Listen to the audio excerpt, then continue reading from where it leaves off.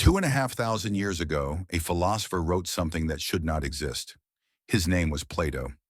In two of his dialogues, Timaeus and Critias, he described a civilization older and stronger than Greece, a naval empire in the Atlantic that disappeared in a single night.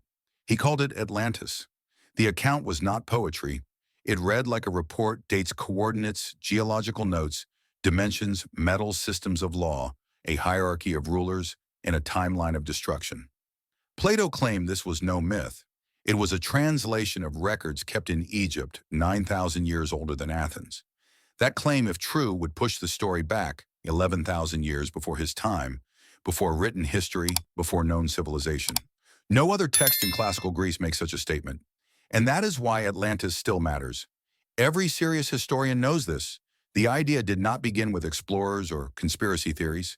It began with one of the most disciplined minds in human history. Yet the contradiction remains.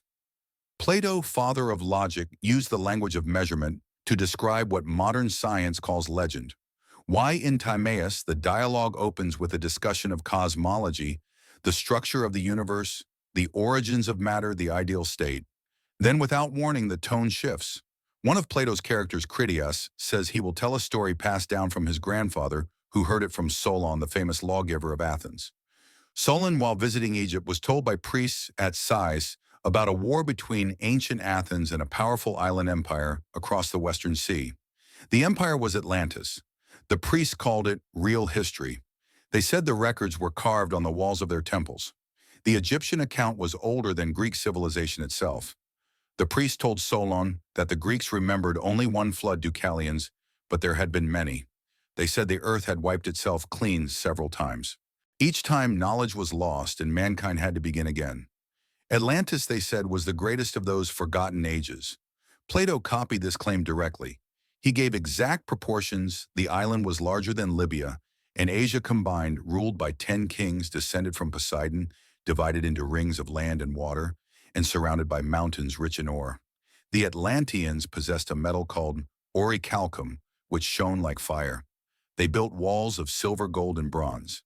Their capital was a vast port city with a canal straight to the sea. They conquered lands up to Egypt and Italy. And then in one day and one night of misfortune, earthquakes and floods swallowed the island, leaving behind an ocean impassable and muddy. That sentence has been analyzed for over 20 centuries. Some read it as moral allegory, Plato's warning about the decay of power. Others read it as evidence of memory, a historical event disguised as myth. What complicates the question is the style. Plato never uses such precision anywhere else. He does not measure the size of the underworld or the geometry of the soul or the shape of heaven in miles. Only Atlantis. That precision implies a source. The name of that source, Solon, appears in Greek state records. His trip to Egypt is confirmed by Herodotus.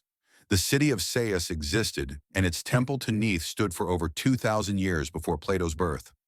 On the walls of that temple, Egyptian priests claimed to keep written history stretching back more than 10,000 years.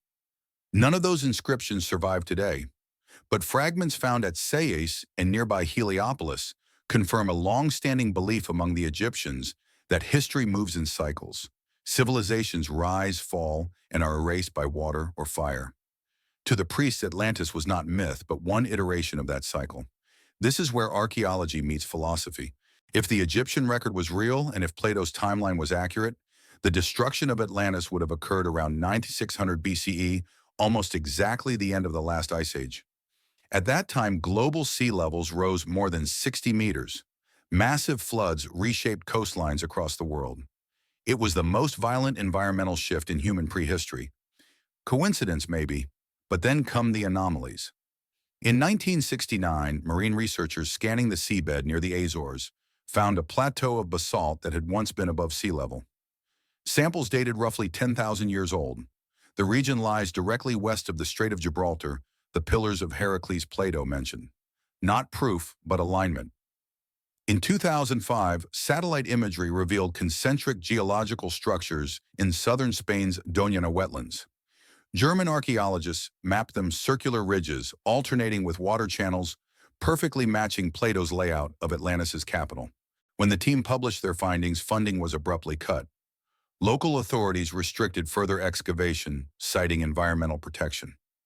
Across the Atlantic, the same pattern repeats. In the Bahamas, the Bimini Road massive limestone blocks arranged in a straight underwater line was discovered in 1968, the exact year Edgar Cayce's trance readings predicted ruins of Atlantis will rise near Bimini. Mainstream geologists dismissed it as natural beach rock, but sonar scans revealed 90-degree corners, steps, and parallel walls extending for hundreds of meters. These fragments do not confirm Atlantis, but they challenge the certainty that it never existed. And in historical investigation, that is often enough to reopen a file. Another point, Plato ends Cretius abruptly. The last surviving line stops mid-thought as if the author were interrupted. No continuation was ever found. Scholars call it unfinished, but Plato rarely left work incomplete. His other dialogues close with deliberate cadence. Why did this one stop? Did he lose interest, or was he silenced? The philosopher lived in an age of political tension. His mentor Socrates had been executed for corrupting the youth with ideas that challenged official belief. Plato learned the cost of saying too much. Describing an empire older and greater than Greece, one whose knowledge came from a foreign source, may have been too dangerous. By calling it myth, he protected himself. By encoding it in dialogue, he ensured the story would survive. When the Roman historian Proclus wrote a commentary on Plato 1,000 years later, he mentioned that some ancient writers claimed the records of Atlantis had once existed in Egyptian archives and were lost when the Library of Alexandria burned. If true, the world's most famous library may have been the second grave of Atlantis, the first being the sea itself. What survives now are fragments, Plato's text scattered ruins, sonar images, myths that refuse to die. Each on its own is weak. Together they form a pattern too precise to ignore. The proportions, the geography, the timeline, the disasters, they overlap like layers of the same photograph taken millennia apart. If Atlantis was real, it would have been destroyed by the same geological forces that ended the Ice Age, melting ice sheets, mega tsunamis, crustal shifts. Its remains would lie buried under hundreds of meters of ocean sediment, unreachable except by deep-sea drills. No archaeologist can access that depth without military-grade equipment. Most undersea mapping projects are funded by governments. If something extraordinary lay there, we would know only what they choose to release. And so the story remains where it began, with one man writing what he should not have known. For archaeologists, it is a nuisance. For historians, a puzzle. For philosophers, an allegory. But for investigators, it is an anomaly that fits too many facts to dismiss. Plato was not the kind of writer who filled pages with invention. His entire method rested on dialogue, logic, precision. If he created Atlantis as fiction, he did so with the exact same care he used for mathematical proofs. The simplest explanation is that he believed it. That belief, recorded on fragile papyrus in Athens, outlived every empire that followed. It crossed languages, continents, and ideologies.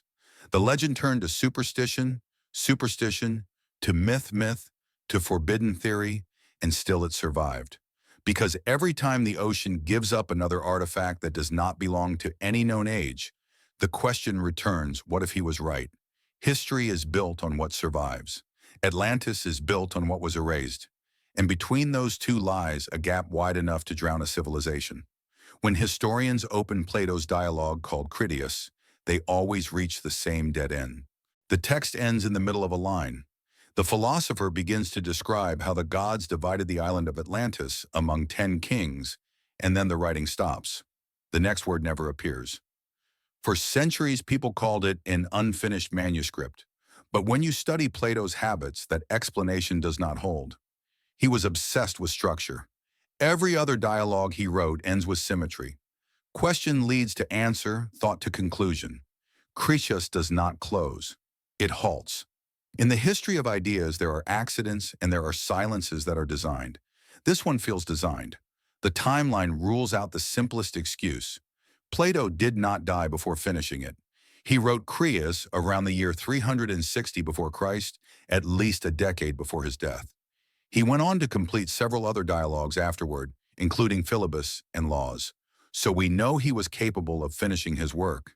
The question is why he chose not to finish this one. Ancient commentators noticed the break and tried to explain it. Proclus, a philosopher of the 5th century, after Christ, wrote that Critias might have been stopped by prudence. Prudence meant self-censorship. To claim that a civilization older than Egypt had once ruled the Western Ocean would have contradicted both Greek religion and Greek pride. In the official worldview, Greece was the cradle of wisdom. The gods themselves were Greek. Saying that a foreign empire had reached greatness long before Athens was almost political treason. Plato had already watched what happened to men who challenged official truth. His own teacher Socrates had been executed for corrupting the youth and for introducing new gods. The trial was not about religion, it was about control of ideas. Plato learned that lesson deeply. So when he recorded the story of Atlantis, he wrapped it in layers of protection. He called it a tale told by an old man. He claimed it came from Egyptian priests. He presented it as dialogue, not testimony. Those moves gave him plausible deniability, and even then he may have gone too far. The most dangerous claim in Critias is not that Atlantis existed, but that the memory of it came from Egypt outside the Greek world. The priests at Sais told Solon that their written records stretched back more than 9,000 years before his time. They spoke of floods that destroyed civilizations and of survivors who rebuilt from nothing. To the Greeks who counted their history in hundreds of years, that number was unthinkable. Yet Egypt's own king lists, carved on stone, described reigns far older than any Greek state. When Solon brought those stories home, he was carrying evidence that the human past was much longer than the Greeks believed. Plato inherited that material and turned it into dialogue. That choice alone might have been enough to attract attention from the authorities who monitored public teaching. If the philosopher stopped mid-sentence out of fear, it would not be the first time knowledge ended that way. When power decides that certain truths are unfit for the public, the record simply ends. What begins as research becomes myth in a single stroke of silence. The missing pages of Critias could be history's first example of that process. There is another explanation, and it is darker. The ending may once have existed and later been removed. The Library of Alexandria was the central archive of the ancient world. Its fires repeated over centuries erased thousands of texts. Among them were copies of Greek works shipped to Egypt for translation and commentary. If a complete version of Critias had ever reached that library, it would have burned with the rest. Later generations of scholars in Rome and Byzantium rebuilt Plato's corpus from damaged fragments. What survived may be only what the copyists understood or what they were allowed to preserve. Several historical references suggest that the full text once existed. The historian Marcellus of Sicily, writing 2 centuries after Plato, claimed that the philosopher described in full the laws and geography of the island. If that statement is accurate, someone in the Hellenistic period had access to a longer manuscript. Somewhere between that era and the Middle Ages, those final lines vanished. The loss is too specific to be coincidence. Critias ends just before the destruction of Atlantis, precisely at the point where the dialogue would have described the mechanism of the fall. The moral lesson remains, but the data are gone. Why remove that part? Because it would have contained information that turned allegory into evidence, measurements, locations, possibly a description of the cause of the catastrophe. If such detail had survived, Atlantis would not be myth. It would be case study. The absence of that information protected the chronology of civilization. To see why it mattered, you have to remember how the Greeks dated history. They believed their world began a few thousand years earlier, with the first Olympiad around 776 before Christ. Anything older than that was considered pre-human or divine. Egyptian records that stretched 9,000 years before Solon contradicted that framework completely. If Plato's dialogue had proven those dates authentic, the Greek timeline would collapse. The guardians of tradition could not let that happen. The silence around Atlantis continued for centuries. When Aristotle, Plato's own student, was asked about the story, he dismissed it. He said he who invented it also destroyed it. That line has been quoted endlessly by skeptics, but there is no surviving manuscript where Aristotle actually wrote those words. The earliest source for the quote appears several hundred years later in a commentary designed to discredit Plato's legend. The quote looks like retroactive censorship disguised as authority. What we can verify is that Aristotle avoided all mention of pre-Greek civilizations except Egypt. His philosophy of history started with the polis, the city-state, as if nothing meaningful had existed before. That was not ignorance, it was design. Greek thought built itself on the idea of a clean beginning. Admitting an advanced world before Greece would have undone that narrative. By the time Rome conquered Egypt, the last custodians of ancient chronology were gone. Greek rationalism became the foundation of Western education. What did not fit the rational timeline was labeled myth. The burning of archives completed the erasure. The word Atlantis survived, but only as metaphor. In the Renaissance, a few scholars reopened the question. They noticed that Plato's dates placed the destruction of Atlantis around 9,600 years before Christ, the same period modern geology now calls the end of the last ice age. At that moment in time, glaciers collapsed, oceans rose, and entire coastlines disappeared. The match is perfect. What Plato called a single day and night of misfortune reads like a human memory of that global event. It is one of the few myths on record that gives a date consistent with modern science. If the lost pages had described those environmental details, their survival would have forced historians to rethink the origins of civilization. Instead, their absence allowed the academic world to treat Atlantis as philosophy, not evidence. Silence is the oldest form of damage control. Every generation has repeated that same act. When discoveries threaten the established narrative, they vanish into footnotes, restricted excavations, or reclassification. It happened to the concentric ruins in southern Spain that match Plato's description of Atlantis' capital. It happened to deep-sea scans near the Azores. It happened to undersea structures off the coast of Japan and Cuba.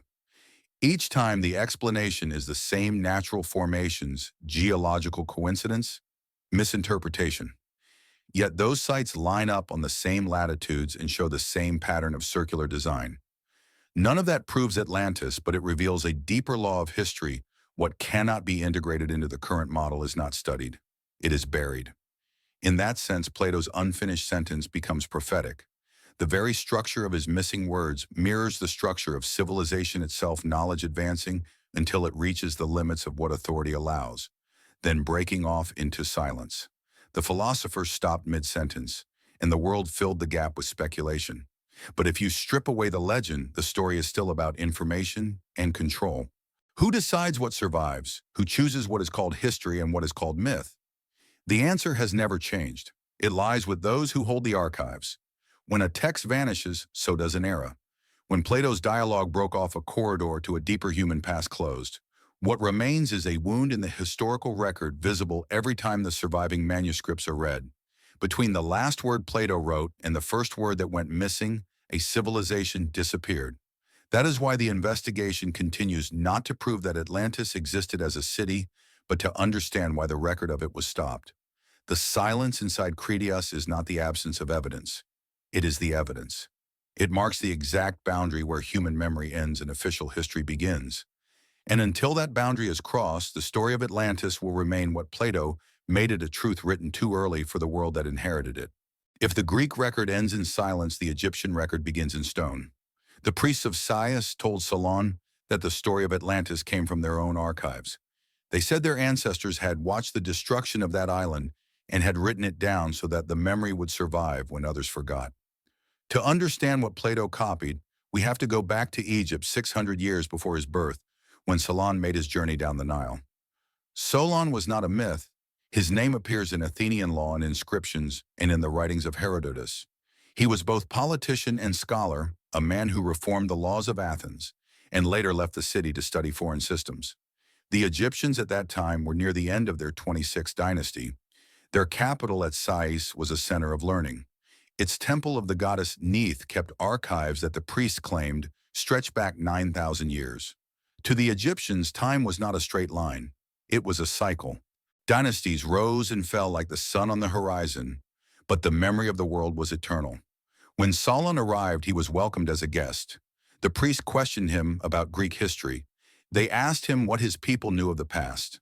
Solon spoke of the flood of Deucalion and of early kings. The priests smiled. One of them said, "You Greeks are like children. You remember only one flood, but many have come before." Then they told him of the greatest of them, all the destruction of Atlantis, an empire beyond the Western Sea that fell when the earth and water turned against it. The conversation was recorded in Egyptian chronicles that Plato later quoted almost word for word. The priests described the island as larger than Libya and Asia combined, ruled by kings descended from Poseidon, the god of the sea. They said the Atlanteans had once tried to conquer the Mediterranean, but were stopped by ancient Athens. After their defeat, natural disaster struck, and the island was swallowed by the sea. The priests emphasized that the story was not legend, but written history carved on the walls of their temples. No copy of those inscriptions survives, but the physical temple at Sais did exist. Archaeologists rediscovered its ruins in the 19th century near the modern city of Sailhagar. Fragments of granite pillars and massive foundation blocks still bear the name of Neith, the goddess, whom the Greeks identified with Athena. The link is more than symbolic. The Egyptians claimed that the goddess of wisdom, who protected their city, was the same power worshipped in Athens. In that connection lies a trace of memory older than either culture. The priest told Solon that Egypt had survived disasters that erased other nations, because the Nile Valley was protected from the sea. Floods from the ocean could not reach it, and the desert kept its boundaries stable. That is why they said their records went back further than any other. They spoke of 4 previous destructions of the world, by water, by fire, by wind, and by earth itself. Each time humanity fell into ignorance and had to rebuild from the beginning. Each time fragments of knowledge were saved in Egypt.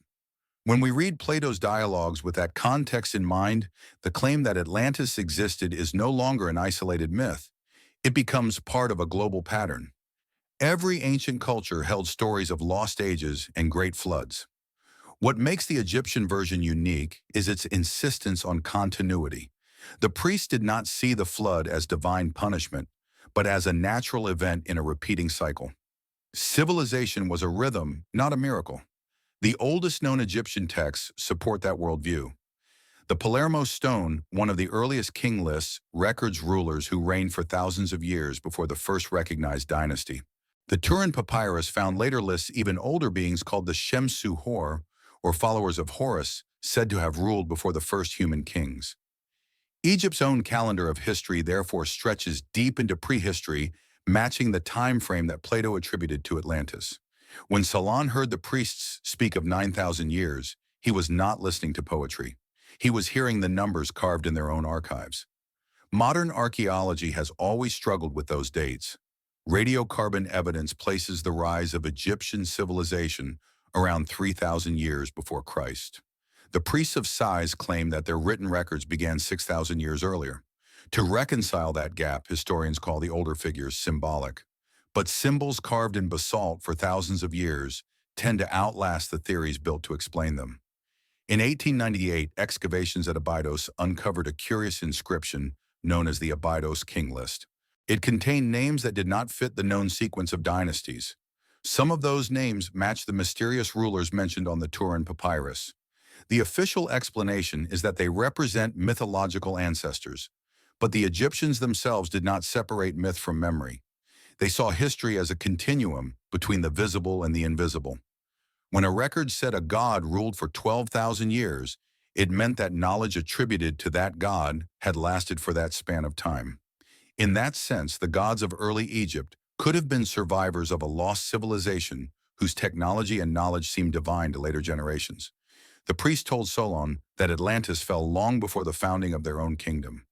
If we translate their numbers into modern chronology, the destruction would have taken place near 9,600 years before Christ, the same period when the last ice sheets melted and global sea levels rose dramatically. Geological cores from the Nile Delta confirm a sudden influx of marine sediment at that time. The priests could not have known the science behind it, but they may have preserved the memory of its effects. Solon stayed in Egypt for years, studying their customs and laws. When he returned to Greece, he planned to compose a long poem about the ancient war between Athens and Atlantis, based on the records he had seen. He never finished it. The notes he brought back were passed to his descendants. Generations later, Plato inherited them through his mother's family, the line of Dropides. That is how the Egyptian memory entered Greek philosophy. If we treat this chain of transmission like an archaeological layer, the pattern is clear. Egyptian priests preserve the event. Solon translates it. Plato reconstructs it. Each layer loses detail but retains the outline, a powerful island empire destroyed by natural forces at the end of a global flood cycle. That is not a legend evolving out of nothing. It is data eroding over time. The question is why the Egyptian version survived at all. The answer lies in their attitude toward preservation. Unlike the Greeks who wrote on papyrus that decayed, the Egyptians carved sacred knowledge in stone and recarved it when it began to fade. The walls of their temples were not decoration. They were archives. Hieroglyphs were a storage technology designed to last until the next world age. When the priests of Sai told Solon that their civilization was the oldest because it never forgot, they were stating a measurable fact. The desert preserved what the sea erased. Even today, fragments of that memory remain encoded in architecture. The orientation of Egyptian temples often aligns with astronomical events from epochs that precede recorded history. The axis of the Temple of Amun at Karnak points to a sunrise position that matched the solstice more than 10,000 years ago. The stars have shifted since then, but the alignment reveals that the builders remembered a sky that belonged to another age. That precision is not coincidence. It suggests that Egypt's mythic chronology preserved astronomical data inherited from a source older than its own civilization. If we follow that trail backward, we reach a possibility that is difficult but logical. The culture that became Egypt may have originated from survivors of a previous catastrophe, people who carried fragments of advanced knowledge settled along the Nile and rebuilt. Over generations, their story hardened into theology. The drowned homeland became the domain of gods beneath the sea. The priests of Sais may have known this, but expressed it in religious language. For them, Atlantis was not only history, but also the first chapter of their own origin. This interpretation fits the evidence that Egypt's civilization appeared suddenly, not gradually. The transition from prehistoric settlements to organized state happened almost overnight around 3,100 years before Christ. Writing, architecture, and mathematics arrived fully developed. Archaeologists call it the Egyptian miracle. In reality, it may be the echo of a transfer of knowledge from an earlier world, the same transfer that the priests described to Solon. The connection between Egypt and Greece runs deeper than politics. Both cultures built their myths around water order and divine law. Both claimed descent from a goddess of wisdom, Neith in Egypt and Athena in Greece. Both spoke of a golden age destroyed by hubris. The dialogue between Solon and the priests was not a meeting of opposites. It was a reunion of fragments. Each held part of the same lost chronology. When Plato later wrote Timaeus and Critias, he was not inventing a myth. He was reassembling evidence scattered across cultures.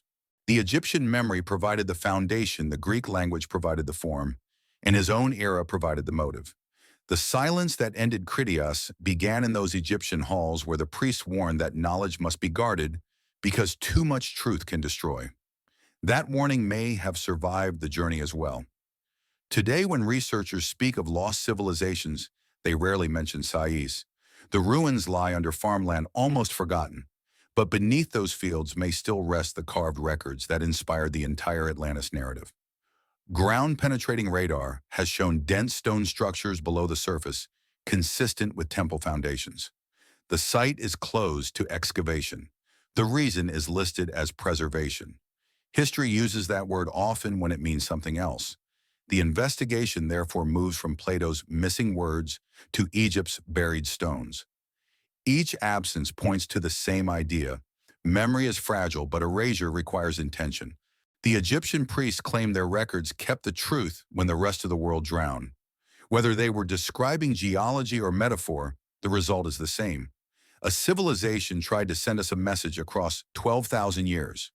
The question is not whether Atlantis existed, but whether we are willing to read the part that survived. Plato's description of Atlantis is unlike anything else in ancient literature. He does not write like a poet inventing paradise. He writes like a surveyor reporting field notes. In his dialogue, the island was not a city, but a continent in miniature, a self-contained world with its own hierarchy, resources, and military reach. The more we read it as data rather than myth, the more it resembles an early political and technological model. To understand the legend, we have to reconstruct that model from his fragments. The account begins with the geography. Atlantis lay beyond the Pillars of Heracles, the narrow strait known today as Gibraltar. It was an island larger than Libya and Asia combined, bordered by mountains on one side and open ocean on the other. A vast plain stretched across its center, perfectly flat, rectangular, in shape, irrigated by canals that ran in straight lines for hundreds of miles. The soil was rich in every crop. Rivers from the mountains brought fresh water. Channels carried goods to the sea. The design sounds less like nature and more like engineering. Plato's numbers are specific. The plane measured 3,000 stadia by 2,000, roughly 300 by 200 miles. No ancient Greek would have had reason to invent such precise dimensions for a moral fable. He was recording something he believed to be real. At the heart of this island rose the capital, a fortress built in concentric rings of land and water connected by bridges, each ring walled with a different metal. The innermost circle held the temple of Poseidon and Cleito, the god and mortal woman whose descendants ruled the empire. The outer circles contained docks, markets, and barracks. Each ring had its own wall plated with bronze, tin, or orichalcum, the mysterious red metal said to glow like fire. Ships entered through narrow gates controlled by towers. From the air, had there been flight, the city would have looked like a target, centered, ordered, and defensive. Modern archaeologists who study ancient fortifications note that this design follows a pattern known as concentric defense. It appears again thousands of years later in medieval castles. The idea of layered protection was not Greek, it was functional architecture. If Plato invented the layout, he accidentally predicted a technology of warfare that would not exist for 2 millennia. The Atlanteans, according to the dialogue, ruled a federation of 10 kingdoms. Each king governed a region of the island but owed allegiance to the central authority at the capital. They met in council to pass laws and to plan military campaigns. The text describes these councils in administrative detail. 10 kings swore an oath over a bull, sacrificed it, and mixed its blood with wine to seal their alliance.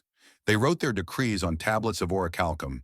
The laws included limits on warfare property and the conduct of rulers. It was a constitution. Plato, the political theorist, had already imagined ideal governments in the Republic. In Critias, he records one that supposedly existed before recorded history. The empire possessed enormous fleets. Each kingdom supplied its quota of ships and soldiers. The harbors of the capital were filled with triremes, and the canals were wide enough for merchant convoys to pass. The Atlanteans controlled trade in copper, tin, and precious stones across the known world. They exported their metals and imported grain and livestock from distant lands. The description reads like a maritime superpower built on metallurgy. If we translate Plato's measurements into modern units, the scale is staggering. The main canal connecting the city to the sea was 100 feet deep, 600 feet wide, and 10 miles long. Excavating such a channel in the Bronze Age would have required machinery or labor beyond anything known. Skeptics argue that the numbers are exaggerated. Yet across the world, megalithic constructions exist that seem equally impossible. The causeways of Giza, the foundations of Baalbek, and the platform stones of Cusco all show techniques that appear out of sync with their supposed eras. Either ancient builders possess knowledge we have lost, or our dating of technological development is incomplete. Plato's narrative continues beyond the island. The Atlanteans expanded outward, colonizing parts of Africa and Europe. They established outposts as far east as Egypt and Italy. Their ambition was not survival, but dominance. They sought to rule all nations within reach of their fleets. In the dialogue, ancient Athens stood alone against them, representing the moral ideal, discipline and virtue, defeating arrogance and power. In the end, nature itself joined the war. Earthquakes, floods, and fire erased both sides. Only Egypt, safe behind its deserts, remained to tell the story. For Plato, this contrast between Atlantis and Athens was moral architecture, the good society versus the corrupted one. But beneath the symbolism is a different message. The details of Atlantis's fall resemble geological memory. He speaks of earthquakes in one dreadful day and night, of floods rising from the sea of ships, lost in mud, where the ocean became impassable. These phrases correspond with known events at the end of the last ice age. When the Laurentide ice sheet collapsed, ocean levels rose suddenly. Coastal plains vanished. Whole regions turned to marsh. A story carried orally across generations could easily compress that catastrophe into one day and night of misfortune. The metals of Atlantis add another layer of realism. Orichalcum, once thought mythical, was rediscovered in 2015 in a shipwreck off Sicily. Chemical analysis showed it to be a brass-like alloy of copper, zinc, and traces of nickel and lead in advanced metallurgy for the period. The ingots match Plato's description of a red gold metal more precious than all except gold. Whether coincidence or continuity, the discovery demonstrates that such an alloy existed in the ancient Mediterranean, exactly where the legend places it. If we treat the dialogue as a coded record, it maps onto a known phenomenon, a maritime culture flourishing before the Younger Dryas, cold event destroyed by rapid climate change and sea level rise. The survivors carried fragments of their technology inland, perhaps to Egypt and the Near East. Over millennia, memory hardened into myth. That hypothesis fits both archaeology and Plato's timeline. It also explains why early Egyptian civilization appears suddenly fully formed. What looked like a miracle may have been a migration.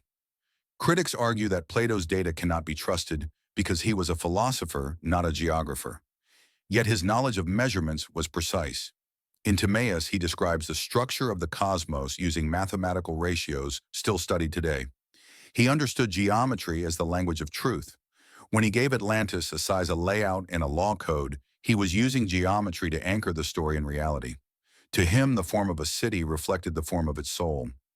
The perfect circles of Atlantis were not decoration. They were expression of control. A civilization that built in circles believed it had mastered chaos. Its downfall then was not random, it was symmetry breaking. Modern mapping adds new context. Sonar surveys of the Atlantic floor near the Azores show submerged plateaus and ridges shaped by ancient tectonic uplift. One of those plateaus sits at a depth that would have been land 12,000 years ago. Computer reconstructions of glacial sea levels reveal that an island roughly matching Plato's proportions could have existed there. It would have connected to both Africa and Europe by shallow seas. The pattern of submersion aligns with his account of an island beyond the straits that vanished underwater. If that region hosted an advanced maritime culture, traces of it would now lie buried under kilometers of sediment. We cannot excavate that deep without industrial equipment. Deep-sea drilling in the mid-Atlantic is mostly controlled by government research programs, and their findings rarely reach the public. Data collected by oceanographic institutes often remain classified for national security. When scientists publish partial results, anomalies are removed. That control echoes the same silence that ended Critias. What we can see above water tells a consistent story. Across both sides of the Atlantic, from the Canary Islands to the Caribbean, there are megalithic structures that predate written history. The designs are often circular or concentric. The builders are unknown. Carbon dating offers wide ranges but no clarity. The official view calls them independent developments.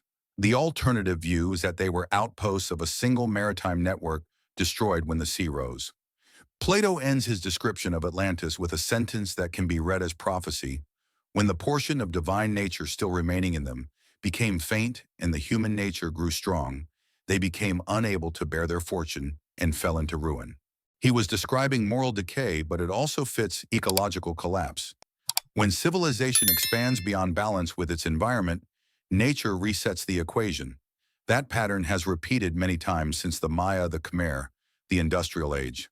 Atlantis is the first recorded warning. What makes Plato's island empire important is not whether it can be proved, but what it represents: the memory of organized complexity before our known timeline begins. The story carries the blueprint of empire's central authority: metallurgy, navigation, expansion, arrogance, and fall. Every civilization since has followed that cycle in miniature. The dialogue's precision reads less like invention and more like a caution preserved through fact. In the ruins of the modern world, archaeologists often find layers of cities built one on top of another. The ground remembers every rise and fall. If we could drain the Atlantic, we might find the same pattern there. Rings of stone ports swallowed by silt roads leading nowhere. The silence that covers them would not be absence. It would be continuity. The ocean, like history, keeps what it must until we are ready to see it again. Every investigation eventually leaves the page and walks into the field. For Atlantis, that field begins in the Aegean and stretches across the Atlantic. The coordinates Plato gave beyond the Pillars of Heracles led investigators west to the edge of the known world. What lies there is not one site, but a chain of ruins, sediments, and anomalies that together draw the outline of a vanished geography. The first serious attempt to locate Atlantis came not from mystics, but from geologists. In the 19th century, Charles Lyell and later Ignatius Donnelly compared the distribution of similar animal species and plant fossils on both sides of the Atlantic. They found patterns that suggested those continents had once been connected by land. Plate tectonics was not yet understood, so the idea of a sunken bridge seemed plausible. Donnelly gathered every ancient flood legend he could find and published Atlantis, the Antediluvian World in 1882. His argument was primitive but logical. If civilizations on both sides of the ocean shared architecture myths and calendars, perhaps they shared a common ancestor. Modern science dismissed Donnelly, but parts of his reasoning survived. Ocean floor mapping in the 20th century confirmed that massive ridges run through the center of the Atlantic. The Mid-Atlantic Ridge forms a continuous mountain range that, if sea levels were lower, would appear as a chain of islands. Around 12,000 years ago, the time Plato assigns to the fall of Atlantis, global sea levels were indeed lower by more than 60 meters. That means significant portions of the ridge could have been above water. If there had been settlements, they would now lie beneath several thousand feet of ocean. The argument for the Atlantic, however, is not limited to geology. Across the Mediterranean, scattered evidence keeps pointing west. The most striking example is the island of Thera, modern Santorini. Around 1600 years before Christ, its volcano exploded with a force 4 times greater than Krakatoa. The eruption destroyed the Minoan civilization on nearby Crete. Ash layers buried entire cities. The sky turned black across the region. Many historians see this as the real event behind the Atlantis legend and advanced maritime culture annihilated by natural disaster. The timeline does not match Plato's 9,000 years, but the pattern does. Santorini shows that a single volcanic event can erase a civilization in 1 generation and leave behind only myths of fire from the sea. The Minoans were expert sailors. Their art depicts double-hulled ships trade with Egypt and rituals centered on bulls, the same animal Plato's Atlanteans sacrificed in their oaths. If his story preserved distorted memories of Thera, it also preserved details the Greeks could not have known without records older than their own. The connection is circumstantial but compelling. Beyond the Mediterranean, the evidence becomes stranger. In southern Spain's Doñana wetlands near the ancient city of Cádiz, aerial photography in the early 2010s revealed circular formations beneath the marsh. Archaeologists from the University of Wuppertal in Germany mapped them. The structures match the proportions of Plato's concentric rings. Ground surveys found fragments of pottery and stonework under layers of sediment dated to between 3,000 and 10,000 years before Christ. Local legends speak of a city swallowed by the sea at Tartessos that traded with distant lands and vanished after a flood. The site fits every geographical clue west of the Mediterranean near the Strait of Gibraltar, surrounded by fertile plains. When the research gained attention, funding stopped. The official explanation cited environmental preservation of the wetland. The excavation area was fenced and declared off-limits. Reports from the dig were quietly archived. The lead archaeologist, Richard Freund, later said in interviews that he believed they had found the closest possible match to Atlantis' description, but without further access, no proof could be established. The case remains in suspension, a discovery that is neither accepted nor refuted. Across the ocean, another anomaly emerged. In 1968, divers off the Bahamian island of Bimini found massive stone blocks arranged in a straight line under shallow water. The formation, now known as the Bimini Road, extends nearly half a mile. The stones are rectangular, jointed like paving slabs, and rest on bedrock. Marine geologists claim they are natural beach rock fractured by erosion. Yet sonar imaging shows right-angle steps and curved sections that look designed. The discovery coincided with predictions by Edgar Cayce, who in his trance readings decades earlier claimed that parts of Atlantis will rise near Bimini in the 1960s. For mainstream science, that coincidence means nothing. For investigators, it remains a question mark. In the Caribbean and off the coast of Cuba, deep-sea scans by a joint Canadian-Cuban expedition in 2001 recorded geometric structures at a depth of 600 meters. The images showed pyramidal shapes in straight avenues. The team planned further exploration, but was denied permits for security reasons.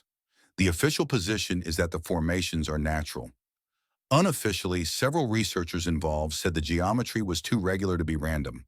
If those shapes are man-made, they date from a time when that region was dry land, around 12,000 years ago, the exact period of the Great Melt. Each of these findings can be explained separately. Together, they form a geographic constellation that matches Plato's map, a maritime culture centered in the Atlantic with colonies reaching into the Mediterranean and the Caribbean. Even the names of places echo the theme.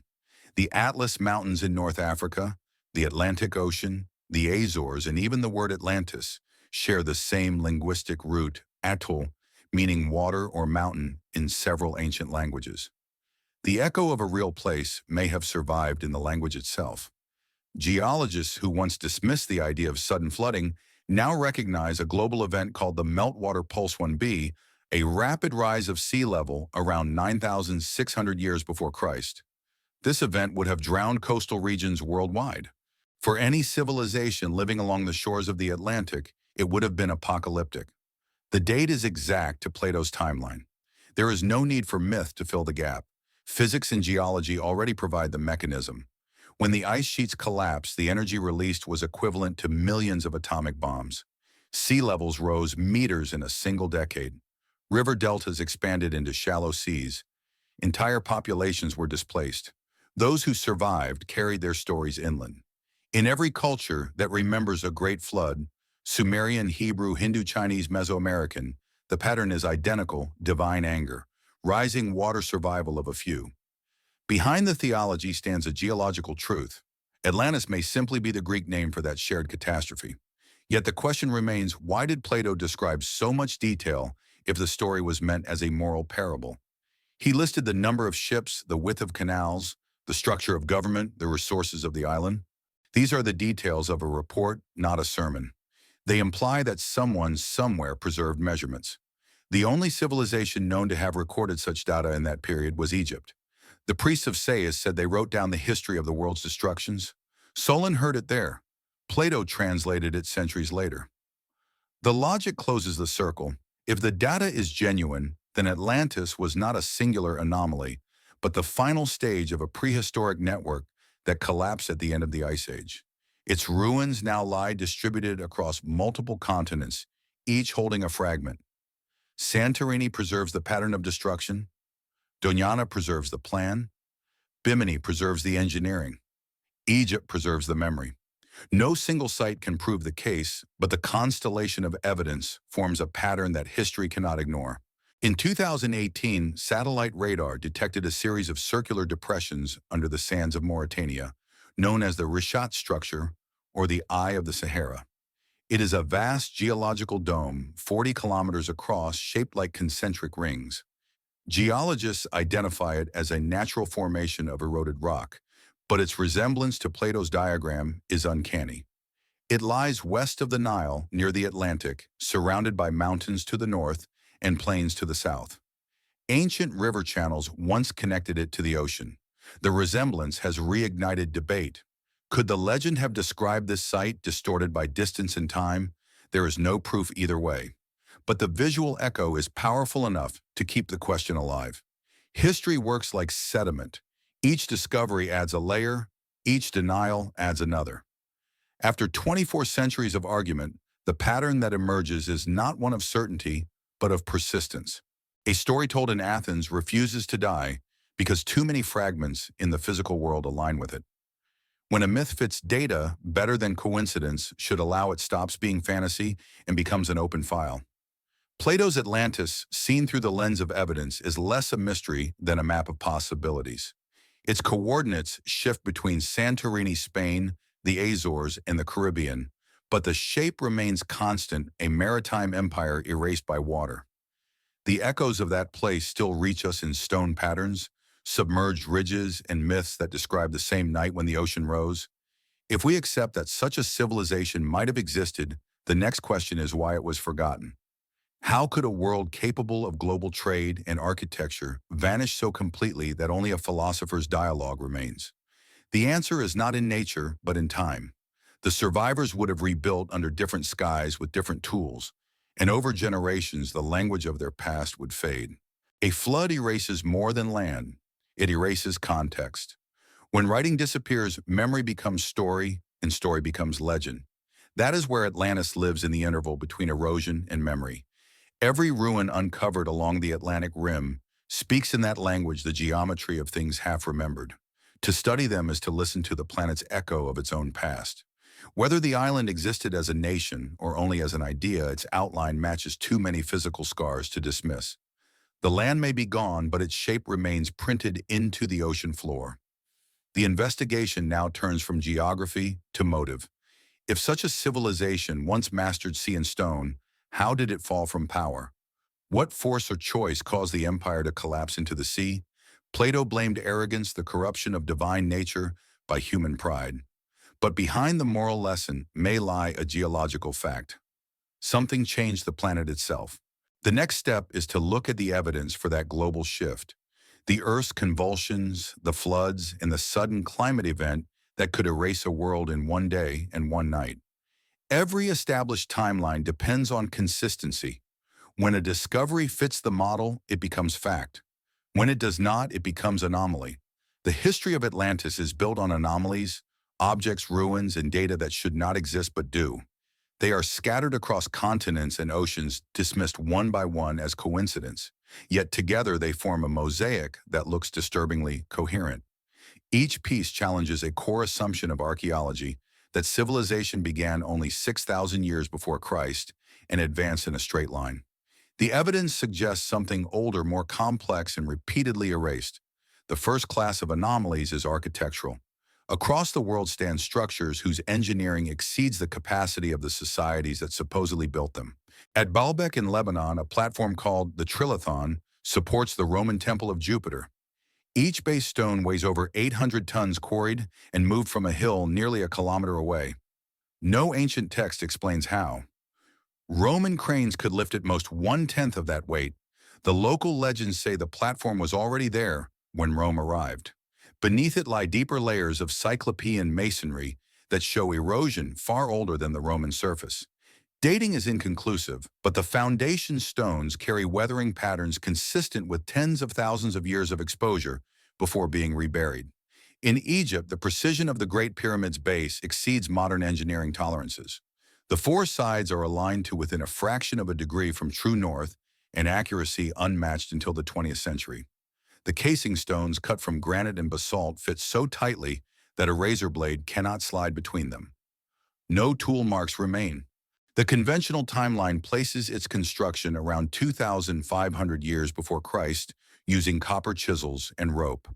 The arithmetic does not hold. At the current rate of cutting and placement, even using modern equipment, it would take longer than the reign of the pharaoh who supposedly ordered it. Egyptologists defend the timeline by invoking massive labor forces and ingenious but unproven methods. Yet the engineering itself whispers another story, one of forgotten precision inherited rather than invented. In South America at Pumapunku, near Lake Titicaca, stone blocks cut from andesite display right angles and drill holes so exact that they appear machined. Some surfaces are polished with an accuracy of less than a millimeter across several feet. Archaeologists assign them to the Tiwanaku culture around 500 years after Christ, but no copper or bronze tools could have shaped andesite, one of the hardest stones on Earth. The cuts show traces of high vibration or rotary motion unknown in that era. The ruins sit at 12,000 feet above sea level, where oxygen is scarce and heavy lifting becomes almost impossible. The site looks less like a quarry than the remains of disassembly pieces of something greater that once stood whole. The anomalies extend underwater. Off the coast of Japan near Yonaguni, divers in the 1980s found a stepped pyramid descending into the seabed. The terraces are straight, the angles exact, the edges sharp. Some archaeologists call it a natural formation of eroded sandstone. Others point to stairs, roads, and carved reliefs that do not align with natural fracture lines. Sediment analysis dates the submersion to around 10,000 years before Christ, again, within the same window as the global floods. If human hands shaped it, the monument predates all known civilizations of Asia. In 2001, sonar scans off western Cuba detected geometric structures at a depth of 600 meters. The images show pyramid-like forms and grid patterns covering several square kilometers. Marine scientists from a joint Cuban and Canadian team reported the data, then the project was halted. The reason given was technical difficulties. No follow-up expedition has been approved. Officially, the images are artifacts of sonar distortion. Unofficially, several of the researchers later stated that what they saw looked undeniably artificial. Artifacts tell the same story. In South Africa, spherical metallic objects have been found embedded in mineral seams dated over 2 billion years old. The spheres are composed of nickel-steel alloys with perfectly balanced grooves etched around their circumference. Geologists call them Klerksdorp spheres and explain them as natural concretions. But the symmetry is precise, the material uniform. Natural formations rarely achieve such balance. Even if not manufactured, their existence in such ancient strata challenges assumptions about the conditions under which metals form. In India's Dwarka region, sonar mapping revealed the outline of a massive submerged city. The site covers 9 kilometers with streets, walls, and grids visible under sediment. Carbon dating of recovered wood places it around 9,500 years before Christ. That date corresponds almost exactly to the period of global sea level rise.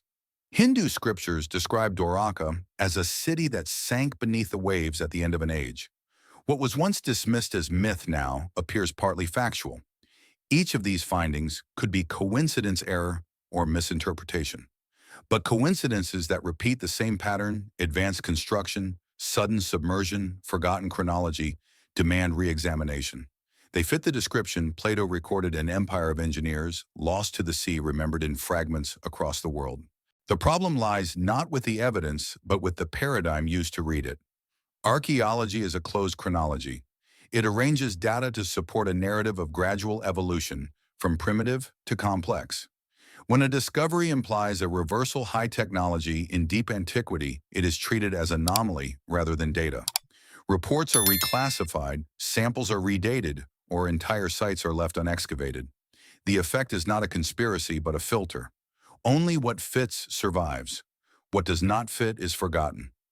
Consider the Antikythera mechanism found off the coast of Greece in 1901. It is a bronze device of interlocking gears that models planetary motion. Its precision matches a modern clock. For decades, museums labeled it an astrolabe, then a curiosity. Only in the 21st century did imaging reveal its true complexity. It predates all known mechanical devices by over 1,000 years. If one artifact can overturn assumptions about ancient engineering, what else remains hidden or misclassified because it breaks the model more completely? Satellite mapping has begun to reveal patterns invisible from the ground. Across the Sahara subsurface, radar detects buried river channels and outlines of settlements under the dunes.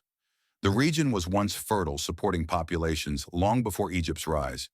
In the Amazon, deforestation has uncovered geoglyphs, perfect circles, squares, and causeways visible only from the air. Their builders vanished before known history in the Americas began. Everywhere, the more we see, the older civilization becomes.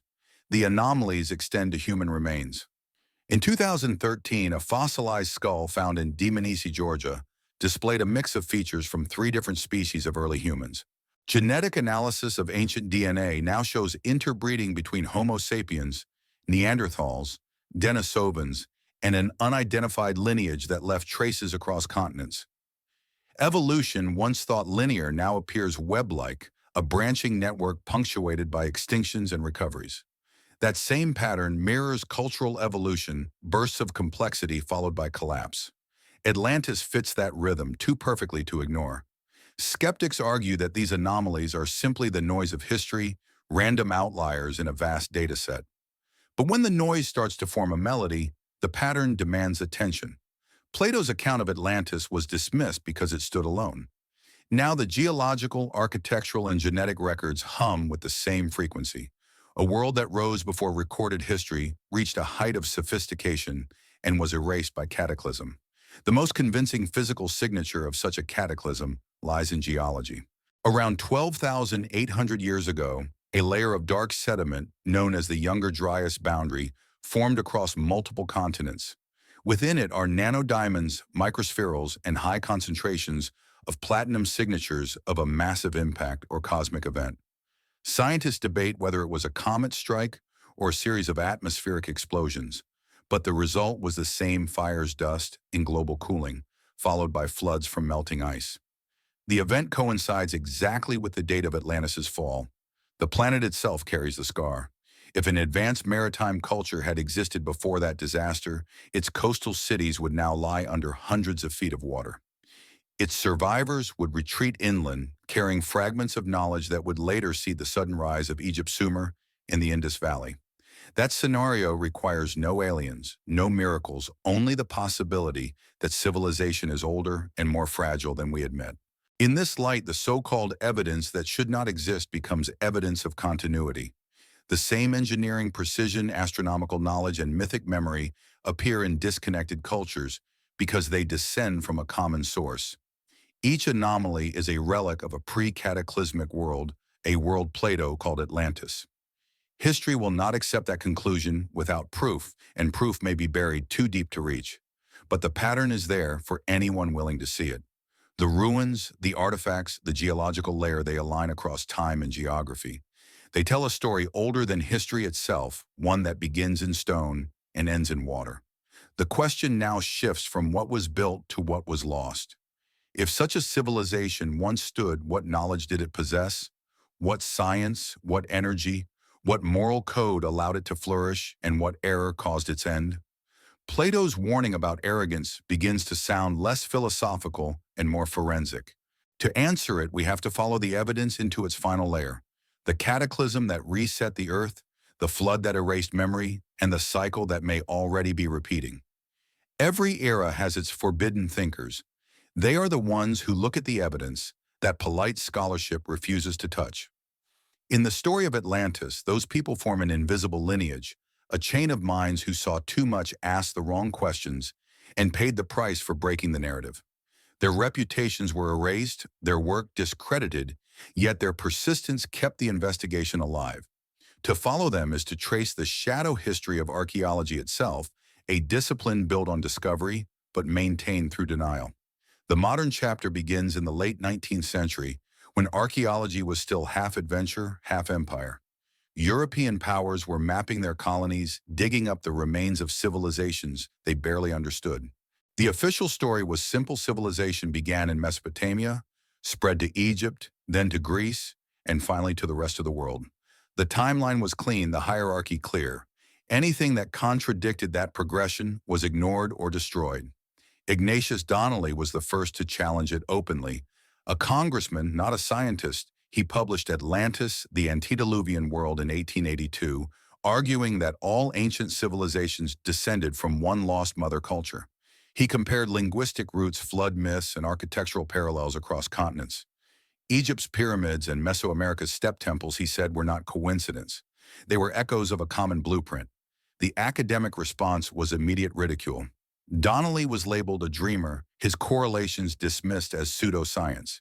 Yet many of the comparisons he made between mythic chronologies, calendar systems, and flood dates remain unresolved. Half a century later, another outsider reopened the case. Charles Hapgood, a professor of history at Keene State College, proposed that Earth's crust periodically shifts, displacing entire continents. In his book Earth's Shifting Crust, published in 1958, he argued that such movement could explain sudden changes in climate and the appearance of ancient maps showing ice-free Antarctica. The most famous of these, the Piri Reis Map, drawn in 1513, depicts the Antarctic coast in startling detail centuries before it was discovered. The map's own inscription claims it was copied from older sources. Hapgood sent his research to Albert Einstein, who replied with cautious interest. Einstein called the theory original and of great interest, though he admitted it required further evidence. The book was ignored by academia. Hapgood lost his university post soon after. Then came the 20th century's most famous intuitive investigator, Edgar Cayce. Known as the Sleeping Prophet, Cayce entered trance states and spoke of a prehistoric civilization destroyed by misuse of energy. He predicted that remains of Atlantis would be found near Bimini in the 1960s. When the Bimini Road was discovered in 1968, the coincidence revived interest in his claims. Scientists dismissed it as a lucky guess, yet every subsequent sonar anomaly near the Bahamas has kept his name alive. Whether psychic or not, his description of a technologically advanced society destroyed by internal arrogance parallels Plato's warning almost word for word. By the late 20th century, a new generation of heretics emerged, writers and explorers who combined archaeology with geology, astronomy, and mythology. They were not accepted academics, but investigators working outside the system. Graham Hancock became the most visible among them. In Fingerprints of the Gods, published in 1995, He argued that an advanced civilization perished at the end of the last ice age, leaving behind global monuments aligned with ancient star maps. He cited the same Younger Dryas cataclysm discussed by geologists, connecting it to myths of a great flood. His later work, supported by independent researchers, identified evidence of comet impact debris and abrupt climate shifts around 10,800 years before Christ, the exact window of Plato's chronology. Hancock's argument was straightforward: archaeology had mistaken the ruins of survivors for the beginnings of civilization. He called Egypt and Sumer inheritances, not origins. The reaction was predictable. Universities branded him a pseudo-archaeologist. His documentaries were excluded from academic conferences. When the streaming series Ancient Apocalypse reached millions of viewers, mainstream archaeologists organized open letters denouncing it as dangerous misinformation. What they did not do was refute the data itself: the star alignments, the erosion patterns, the global distribution of megaliths older than their supposed builders. The hostility is not personal, it is structural. Archaeology depends on stable funding, and funding depends on consensus. Every museum grant and excavation permit relies on a shared narrative. When evidence threatens, that narrative denial becomes a professional reflex. The heretic's sin is not being wrong, it is being disruptive. History protects its foundation by attacking the hands that dig beneath it. Behind the curtain of academic rejection, however, some researchers quietly agree that the timeline is incomplete. Geologists, not archaeologists, were the first to confirm the Younger Dryas impact layer, a global sheet of platinum microspherules and nanodiamonds that mark a cataclysm around 12,800 years ago. The event coincides with mass extinctions and sudden sea level rise. Those are the same phenomena described in Plato's One Day and One Night of Misfortune. Officially, the impact theory remains controversial because accepting it would rewrite the environmental history of humanity. Unofficially, several leading scientists admit off record that the evidence is strong. The same pattern appears in Egyptology. When water erosion marks were discovered on the body of the Sphinx, geologist Robert Schoch dated them to around 9,500 years before Christ, thousands of years earlier than the Old Kingdom. His conclusion implied that the monument was built before the Sahara became desert. Egyptologists rejected it instantly, claiming that wind erosion caused the patterns. Yet climatologists confirmed that the region had heavy rainfall only at the end of the Ice Age. Schoch's career survived, but he was branded fringe. His data remain unrefuted. These heretics are not isolated eccentrics. They are the byproducts of a system allergic to contradiction. The deeper issue is political. If civilization is older than the accepted model, then the narrative of linear progress collapses. Our modern world defines itself as the apex of human achievement. Acknowledging a forgotten predecessor forces a new question: if they existed, what destroyed them? The answer might implicate the same forces driving us now: hubris, ecological blindness, and power without restraint. That is why the legend of Atlantis feels dangerous. It is not about lost cities, it is about mirrors. Even institutions that reject the myth have begun to mirror its themes. Satellite archaeology now relies on remote sensing, from orbit reading the Earth like a palimpsest. Layers of civilization appear and vanish in the data. Beneath the Nile Delta radar reveals buried streets and harbors older than recorded dynasties. Under the sands of the Arabian Peninsula, drone scans expose riverbeds and ruins from a time when the desert was green. In South America, lighter mapping uncovers entire urban networks beneath rainforest canopies. Each discovery pushes the dawn of civilization further back. Step by step, the heretics are being proven right by machines. What they all share is not belief in Atlantis itself, but the willingness to follow evidence wherever it leads, even when it violates doctrine. That willingness is what science was supposed to mean. The tragedy is that institutions built to protect knowledge often end up protecting consensus instead. The philosopher's unfinished sentence in Critias has become the template for modern research. When the data crosses a line, the record stops. History repeats the same choreography every time a paradigm shifts. Galileo points a telescope, sees what he should not, and is silenced. Darwin publishes evolution, and theologians declare war. Now the battle lines run through archaeology. The old guard defends a chronology built on fragments. The new investigators chase a whole that includes the forbidden. In that struggle, truth becomes political terrain. The question of Atlantis is simply its oldest battlefield. What these heretics remind us is that skepticism cuts both ways. To reject new evidence without examination is as unscientific as blind belief. The myth of Atlantis endures not because of fantasy, but because of omission. Every anomaly, every suppressed dig, every unexplained ruin reopens the file that Plato began. The more the establishment resists, the more that silence sounds like confirmation.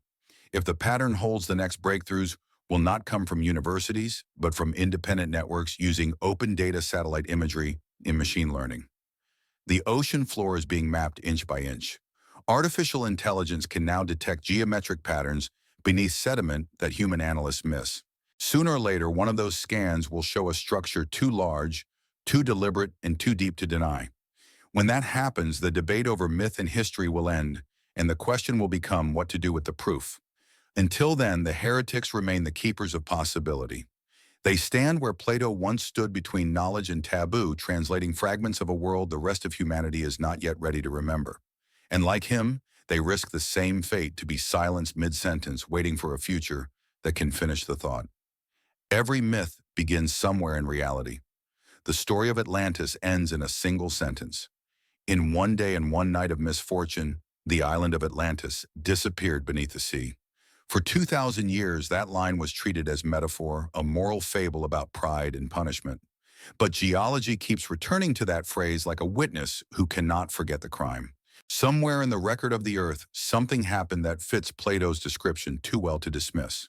To find it, we must leave the libraries and enter the planet's archive, ice cores, sediments, and craters. 12,800 years before Christ, the planet changed violently. The transition was so abrupt that scientists call it the Younger Dryas boundary, a geological dividing line between two worlds. Before it, Earth was warming glaciers, melting seas rising. Within months, the temperature in the northern hemisphere plunged back to near glacial conditions.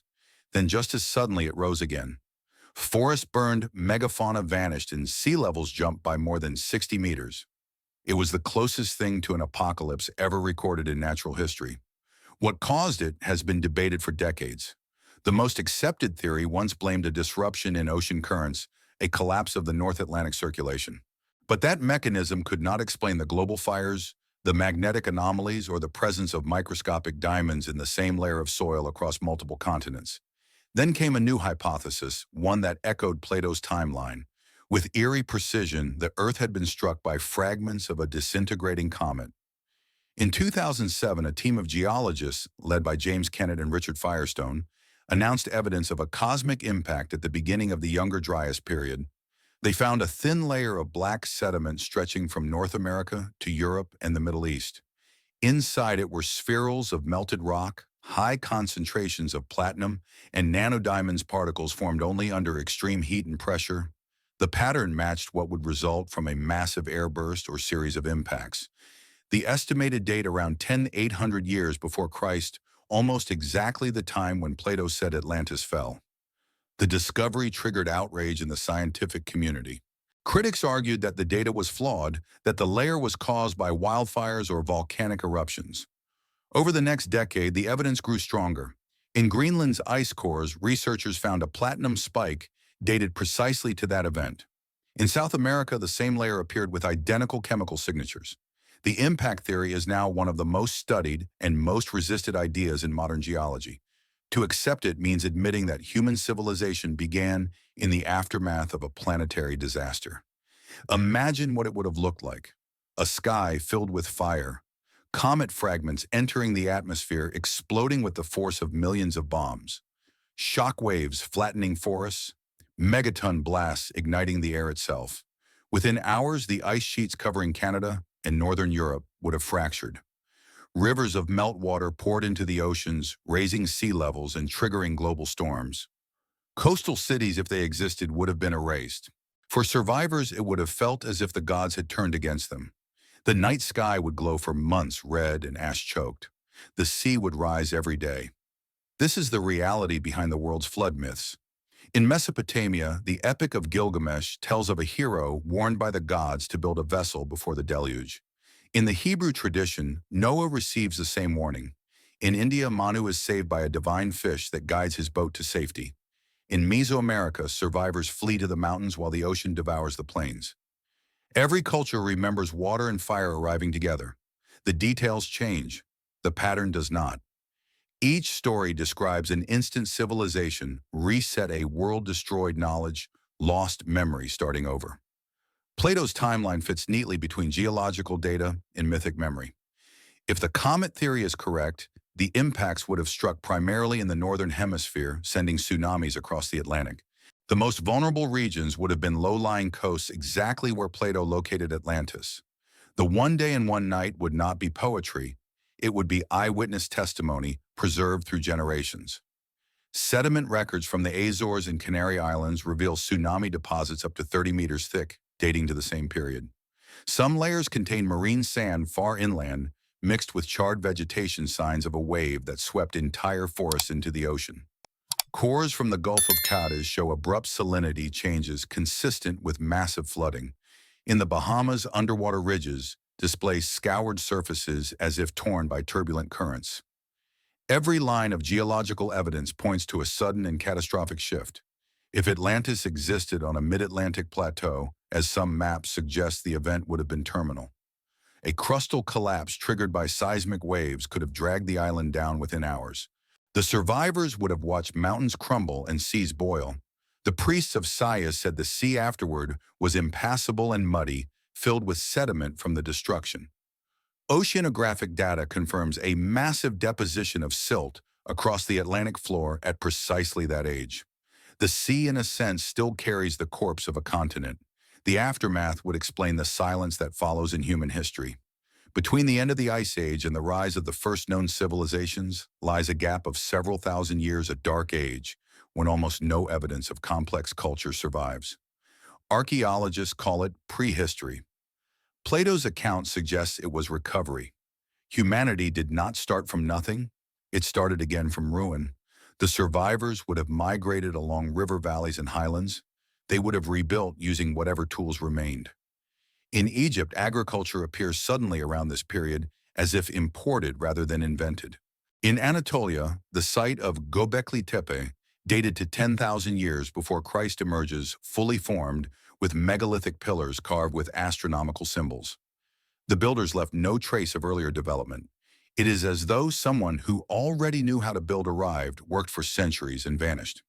The same pattern repeats from South America to Mesopotamia, sudden sophistication with no apparent origin. Göbekli Tepe is particularly revealing. Its builders carved depictions of animals and celestial events, including a symbol that matches the constellation of Sagittarius at the moment of the Younger Dryas impact. In 2017, researchers at the University of Edinburgh analyzed the carvings and concluded that they record a comet strike around 10,950 years before Christ, the very window of the catastrophe. If correct, the oldest temple in the world is also a memorial to the day the earth drowned. The Younger Dryas was not the first global flood, nor the last.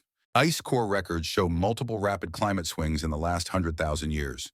But it was the one that reshaped memory. For early humans, survival meant compression.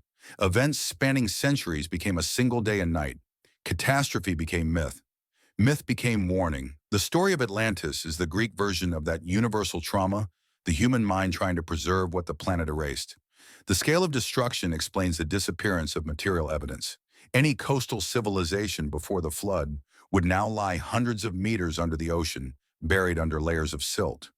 Even with modern technology, less than 10% of the ocean floor has been mapped in high resolution. The rest remains invisible, as unreachable as the stars once were. When sonar reveals geometric patterns, they are dismissed as tricks of nature.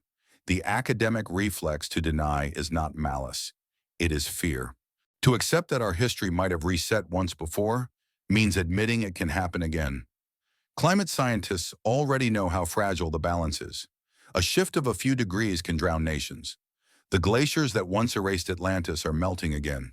Sea levels rise faster than predicted. Weather grows violent. The same forces that ended the Ice Age are stirring this time by human hand. The warning Plato preserved may not have been about the past at all. It may have been about recurrence.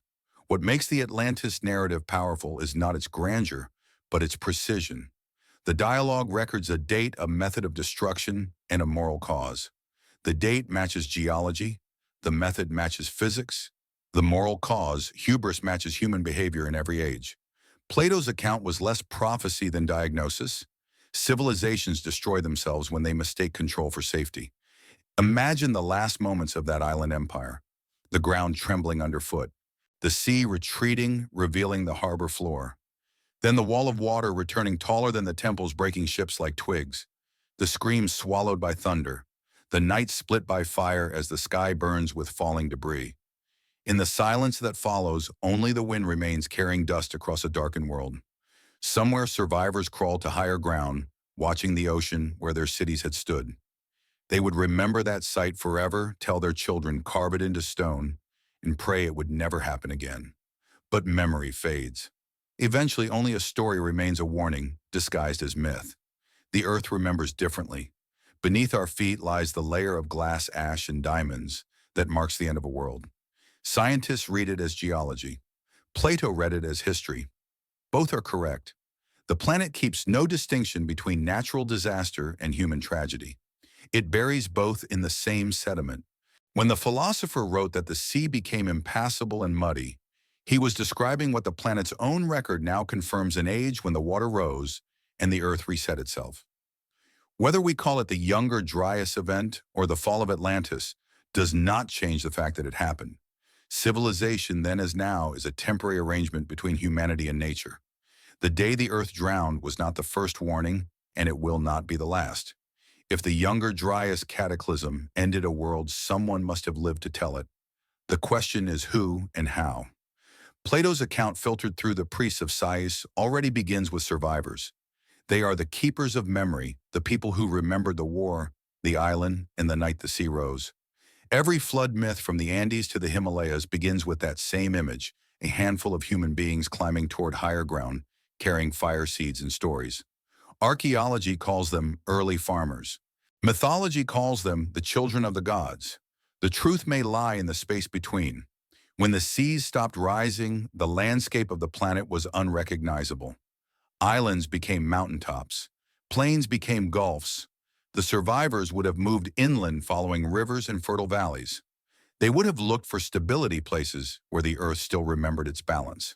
The evidence of their passage still exists, not in monuments, but in sudden leaps of knowledge that appear with no prelude. The first clue lies in Anatolia, in the mountains of southeastern Turkey. There stands Göbekli Tepe, a site that rewrote the history of civilization the day it was unearthed. Archaeologists date it to 10,000 years before Christ, thousands of years before agriculture or writing were thought to exist.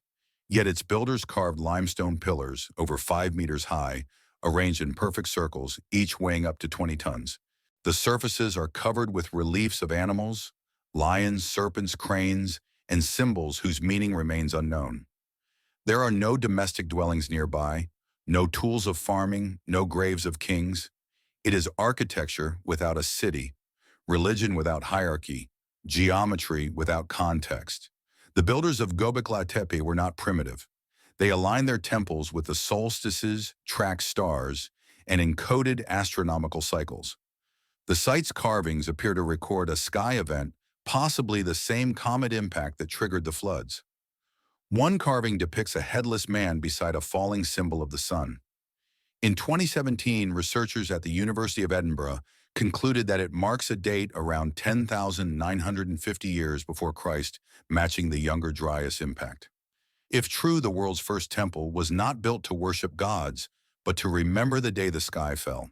When the last ceremonies ended, the builders buried the entire complex under tons of soil, deliberately preserving it. That single act suggests motive. They knew another cycle of destruction would come. The temple was a time capsule, not a ruin. Plato's priests said the Egyptians kept written records of previous floods.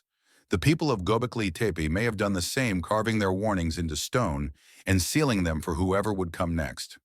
From Anatolia, knowledge radiates outward. Within a few millennia, organized agriculture appears along the Tigris and Euphrates, then in the Nile Valley, then in the Indus Basin. Every early civilization begins near a great river. Everyone starts with irrigation, stoneworking, and celestial observation already intact as if inherited. The Sumerians of Mesopotamia credited their knowledge to the 7 sages, divine beings, who came from the sea after a flood carrying tools and tablets of law. The Egyptians told of Thoth, the god who restored order after chaos. The Greeks spoke of Prometheus, who gave fire back to humanity after the world drowned. In every case, the myth describes the same transfer survivors bringing memory to the newborn world. Archaeology records the result. Around 8,000 years before Christ, agriculture spreads like a contagion across continents. Within a few centuries, humans go from hunter-gatherers to city builders. Clay tablets appear, followed by calendars, then mathematics, metallurgy, and writing. It is a vertical rise, not a gradual slope. The official narrative calls it the Neolithic Revolution. But revolutions need sparks. The flood may have been both the destruction and the ignition. Egypt's own records preserve the idea of continuity. The Turin Papyrus lists dynasties that ruled for thousands of years before the first recognized pharaoh. The followers of Horus are described as semi-divine kings, half human, half god, who reigned in a forgotten age. Archaeologists dismiss them as mythology. Yet the oldest artifacts of Egypt show sudden mastery of geometry and stone cutting. The earliest tombs at Saqqara already align with cardinal directions. The first pyramids appear fully formed not as experiments, but as perfection. A technology had been inherited, not invented. The same pattern appears in South America. The Inca, when asked who built the megalithic walls of Sacsayhuaman and Ollantaytambo, said simply, "They were made by the gods before the Great Flood." Those walls contain blocks weighing over 100 tons, fitted without mortar and resistant to earthquakes. Modern engineers struggle to reproduce the technique. Beneath Inca foundations lie older, rougher stones weathered as if by centuries of water. Local legends call them the work of Viracocha, the white-robed teacher who came from the sea after the world was destroyed. He taught humanity to build, to measure, to speak. Then he departed, promising to return when the world needed balance again. Across the globe, the same figure appears under different names. Oannes in Sumer Thoth in Egypt, Quetzalcoatl in Mexico, Viracocha in Peru. Always a being of light emerging from the sea after a flood, bearing knowledge. Mythologized survivor scientists turned God. These are not isolated coincidences. They are fragments of a shared memory seen through cultural lenses. The messengers of civilization may have been the last Atlanteans scattered across continents, translating their lost world into symbols primitive survivors could grasp. One of the most curious consistencies among early civilizations is the sudden obsession with the stars. From Egypt's pyramids to the stone observatories of Nabta Playa, from the ziggurats of Sumer to the mounds of North America, ancient builders oriented their monuments with uncanny astronomical precision. They track precession, the slow wobble of Earth's axis, an effect requiring thousands of years of observation to detect. How could cultures emerging from the Stone Age possess such knowledge? The simplest answer is that they inherited it. The survivors carried sky maps older than the flood. To remember where they came from, they aligned their new cities with the heavens of their drowned homeland. Even language carries the fingerprints of continuity. The root atl found in Atlantis Atlas and in the Nahuatl tongue of Central America, meaning water, appears in multiple unconnected cultures. Linguists call it coincidence. But coincidences that cross oceans and millennia hint at a common origin. The word itself may have been a relic of a pre-flood language, the last trace of the world that vanished. Genetic evidence now supports the idea of ancient migration. Studies of mitochondrial DNA show unexpected links between populations, once thought isolated, shared markers between early South Americans, Pacific Islanders, and even Mediterranean groups. The migrations required navigation skills and ocean-worthy vessels long before recorded seafaring. If the survivors of Atlantis or a similar maritime culture scattered these genetic signatures, could be their legacy. The transformation of myth into religion follows the same trajectory. When knowledge outlives its context, it becomes sacred. The builders of stone monuments likely encoded practical science, astronomy, geometry, timekeeping inside ritual. The priests who inherited those symbols forgot their origin, but preserved the form.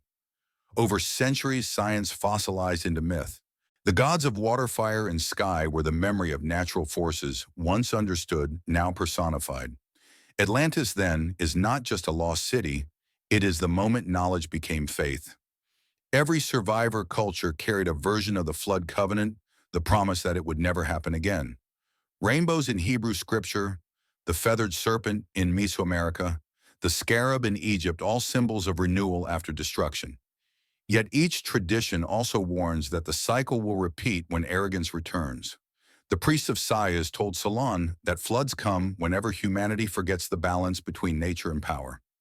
That line, written 24 centuries ago, reads like modern prophecy. Archaeology still resists connecting these threads. To admit a shared origin undermines the independence of regional histories, but the physical evidence refuses to conform. In every corner of the world, the first great monuments appear suddenly and inexplicably advanced. None of their builders claim invention, all claim inheritance. When asked where their knowledge came from, they point to the same horizon, the ocean. The survivors of the flood did not rebuild Atlantis. They rebuilt humanity. Their story is not one of loss, but of transfer. They carried fragments of a dead world into a new one, encoding memory into stone myth and ritual. Every pyramid, every temple, every flood legend is an encrypted file waiting to be read. If we decode it, we see a warning written in deep time: civilization is cyclical, not linear. It rises with knowledge, falls with pride, and begins again with survivors who remember just enough to rebuild, but not enough to prevent repetition. Plato called that arrogance the moment when the divine nature became faint and human nature grew strong. His Atlantis was only the latest name for a recurring pattern. The survivors knew that memory alone was fragile. They built in stone because stone endures when words fail. But even stone erodes. Over millennia, the message blurred into myth, then into silence. What remains today are fragments, temples pointing to lost stars, languages carrying drowned syllables, and the faint instinct in every culture that once long ago the world began again after fire and flood. The next part of the investigation asks a harder question. If those survivors seeded the first civilizations, what exactly did they preserve? Was it only agriculture and architecture, or was there a deeper form of knowledge, one capable of reshaping the earth itself? The line between myth and memory blurs again, leading us toward the final secret of the lost world. Not how it died, but what it knew. Civilization begins not with stone, but with memory. Stones crumble, but knowledge endures when it finds a way to hide inside stories, symbols, and numbers. After the flood, the survivors of that lost world, whatever name we give it, seem to have understood this. They scattered across continents carrying fragments of a science that was no longer complete but still powerful. What we call the dawn of civilization may have been in truth the restoration of an older one. The first trace of that restoration lies in the sky. Every early culture on record begins by mapping the heavens. In Egypt, temples aligned to solstices and equinoxes with mathematical precision. The Great Pyramid is oriented almost perfectly to true north, its base forming a ratio that mirrors the circumference of the Earth divided by twice its radius, a value equal to pi. Thousands of miles away in Mesoamerica, the Pyramid of Kukulkan at Chichen Itza is engineered so that on the spring and autumn equinox, the sunlight forms a serpent of light slithering down the staircase. The architects of both monuments used the same astronomical principle, the angle of the sun, at a fixed latitude during the equinox. They did not need to meet to share that knowledge. They needed to inherit it. At the ancient site of Nabta Playa in southern Egypt, stone circles mark the rising of Orion's belt around 6,000 years before Christ, but the astronomical data encoded there reaches even further back to 10,000 years before Christ, when Orion rose at a different angle due to precession. Whoever placed those stones knew not only the stars' positions, but the slow wobble of Earth's axis, a cycle of more than 26,000 years. That is a level of observation impossible without continuous records spanning many millennia. It implies memory longer than any written tradition. Mathematics tells the same story. The Sumerians of Mesopotamia, who emerged suddenly around 5,000 years before Christ, used a base 60 numerical system. That system gives us the 60-minute hour, the 360-degree circle, and the 12-part zodiac mathematical conventions still in use today. No one knows where the Sumerians learned them. Their own tablets say they received the knowledge from those who came from the sea. In Egypt, the royal cubit used to build the pyramids equals 0.5236 meters, an exact multiple of pi and phi, the golden ratio. In Mesoamerica, the Mayan calendar encodes the same astronomical cycles as the Egyptian one, the solar year, the lunar month, and the precession of the equinoxes. Cultures divided by oceans, separated by time, all counting the same heavens in the same language of numbers. The coincidence is too precise to ignore. When independent civilizations develop the same mathematical constants, the simplest explanation is shared inheritance. It suggests that the survivors of the flood carried a system of knowledge that united geometry, astronomy, and theology into one framework, a science of harmony between earth and sky. Plato called this sacred geometry the principle that the structure of the cosmos and the structure of the human world should mirror each other. The temples, pyramids, and ziggurats built after the flood may have been attempts to restore that harmony, to rebuild the lost model of the universe in stone. The question then becomes, what did that knowledge mean to them? Was it technology, in our sense machines, energy engineering, or something deeper? A philosophy of resonance. Many ancient myths describe a force or substance capable of shaping matter. The Egyptians called it Heka, the creative power of the gods. The Hindus called it prana, the breath of life. The Greeks named it pneuma.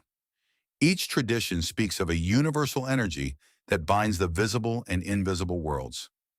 It is possible that what we now call spiritual was in an earlier age simply physics not yet rediscovered.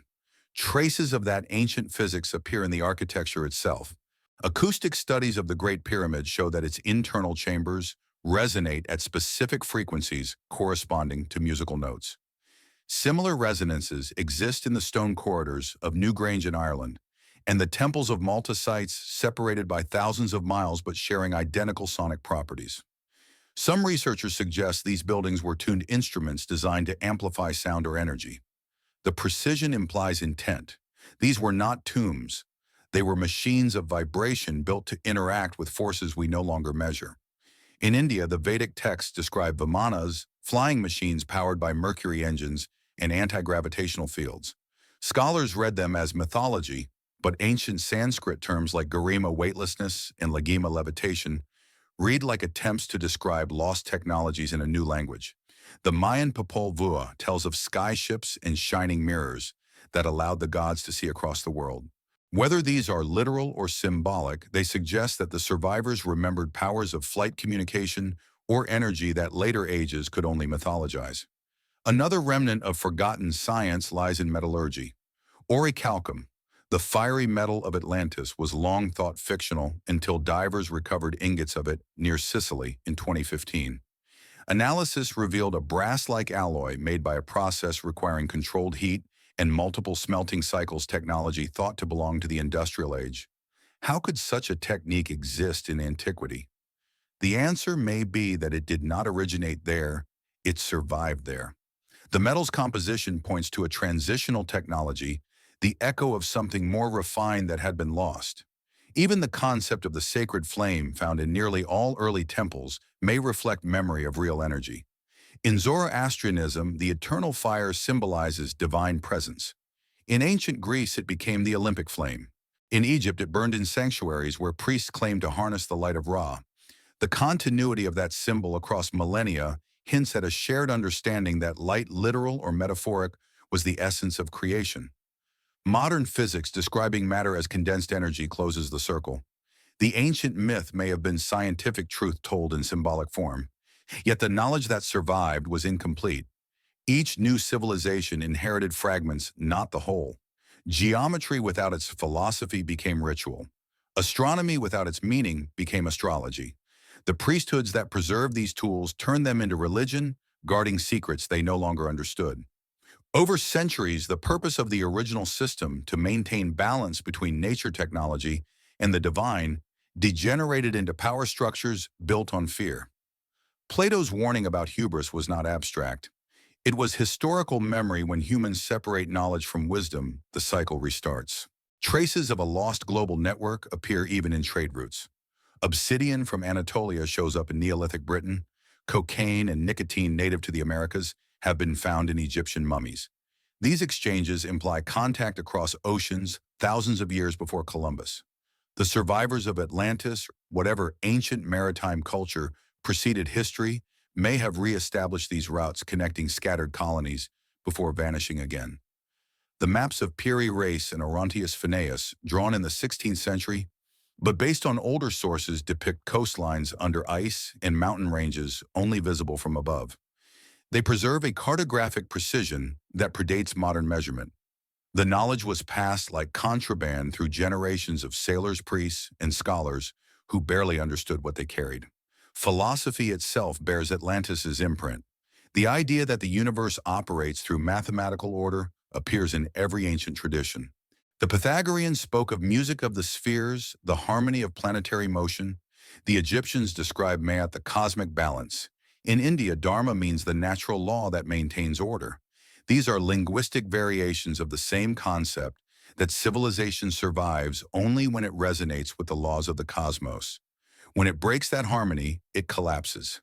The survivors of the flood built their societies around that principle because they had witnessed what happens when it fails. The modern world, for all its technology, has drifted far from that equilibrium. Our machines run on extraction, not harmony. We burn the past to power the present. We treat knowledge as ownership, not stewardship. The ancients would have recognized the pattern they saw it before. The flood that ended Atlantis was not punishment, it was consequence.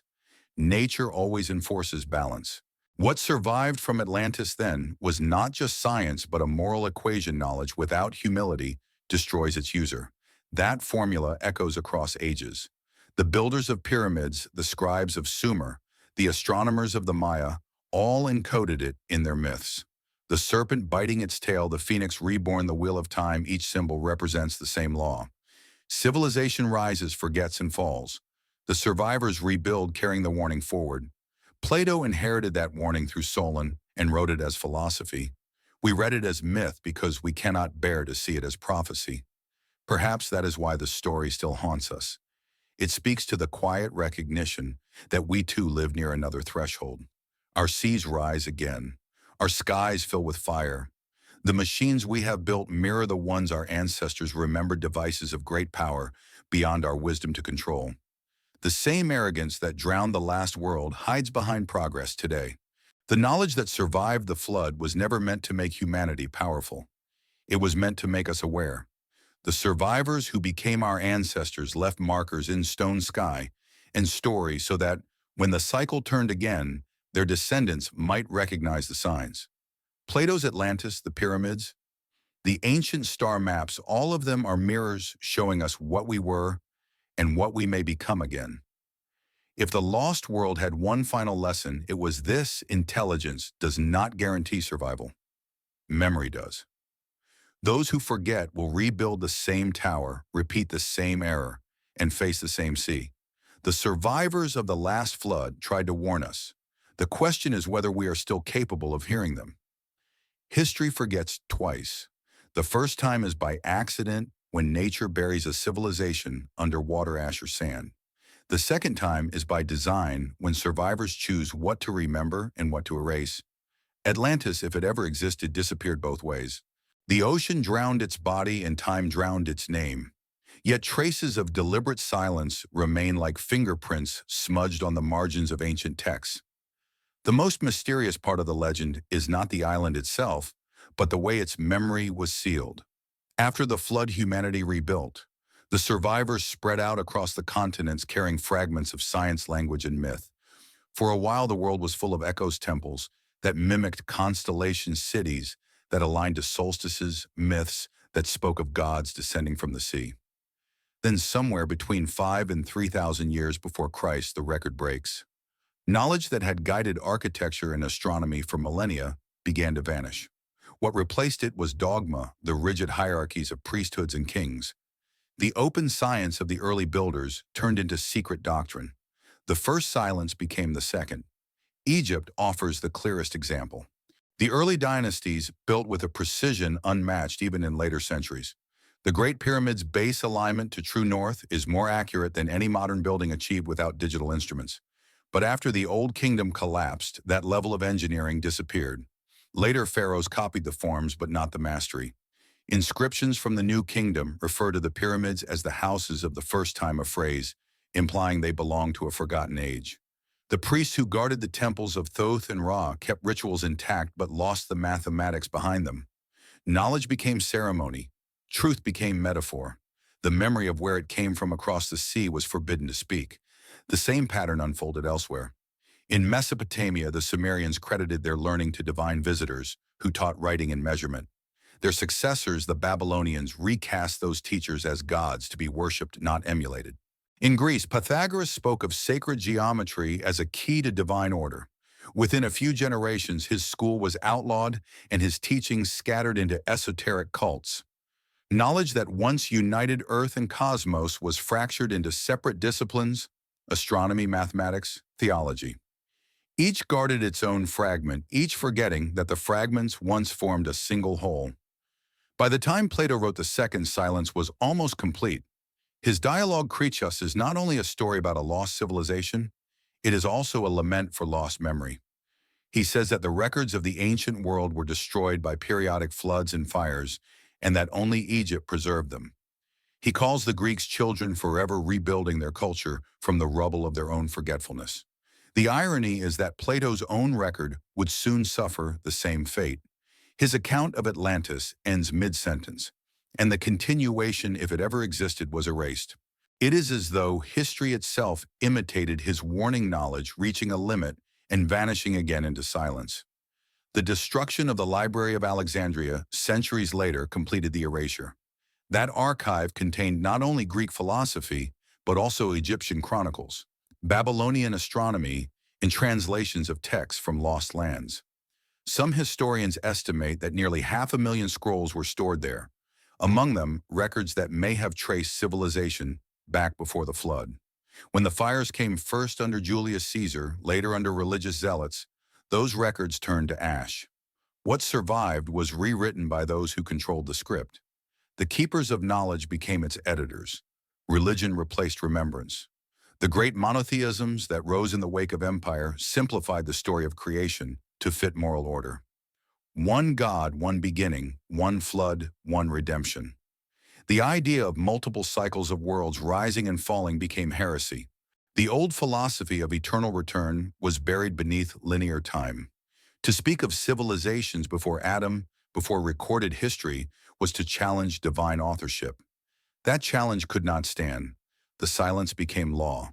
When medieval scholars rediscovered Plato, they read his Atlantis not as history, but as allegory. The church labeled it pagan fiction. The monks who copied manuscripts sometimes omitted or altered passages that conflicted with doctrine. In their worldview, the earth was 6,000 years old. The idea of a lost empire 10,000 years older was impossible. For nearly 1,000 years, the name Atlantis appeared only in margins, footnotes, or hidden commentaries. The Second Silence was now institutional. Even the Renaissance, that brief awakening of curiosity, treated the legend cautiously.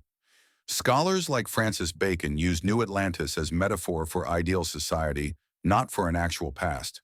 The printing press spread knowledge, but also standardized it, turning speculation into heresy again. Universities that emerged in Europe inherited the church's boundaries. Their mission was not to rediscover forbidden history, but to refine the permitted one. In the modern age, the Second Silence changed form. It no longer burned libraries, it filtered data. The rise of scientific materialism in the 19th century demanded measurable proof for every claim. Anything lacking evidence was excluded from the narrative of progress. But evidence itself is limited by what we choose to measure. Ocean floors, deep sediments, and oral traditions are excluded because they do not fit into laboratories. The absence of proof became proof of absence. The silence adapted to the language of reason. This new orthodoxy created its own heretics, the archaeologists and historians who found anomalies too large to ignore. The pattern repeated: discovery, denial, exile. Each time the boundaries of the acceptable shifted slightly, but the silence remained intact. The academic world replaced the priesthood, but the function was the same: to protect a version of history that kept human civilization recent, accidental, and unique. A story with no room for forgotten ages. Yet silence never holds forever. The sea always gives something back. In the past centuries, sonar satellite mapping and ground-penetrating radar have revealed structures under the earth and ocean that defy existing chronologies. Every new anomaly chips away at the wall of denial. The silence begins to crack. But what lies beyond it is more than archaeology. It is identity. To acknowledge a world before recorded history is to question who we are now. If others came before us smarter, stronger, wiped out by their own hubris, then history is not progress, but recurrence. That is the truth civilization resists most. The second silence is not only institutional, it lives inside each generation. We inherit myths stripped of context, science stripped of spirit, and we accept the division as natural. The survivors of the first flood tried to bridge that divide. They encoded warning in geometry, music, and legend. Over time, those signals faded into superstition. We live surrounded by the debris of their messages' alignments. We cannot explain languages we only partly decode and call them mysteries instead of memories. Plato's unfinished dialogue now reads like prophecy. The missing words at the end of Critias symbolize what happens every few thousand years when humanity reaches the edge of understanding. We build, we master, we forget. Then the record stops. The second silence is not the absence of information. It is the moment when knowledge becomes too dangerous to exist within the order we have built.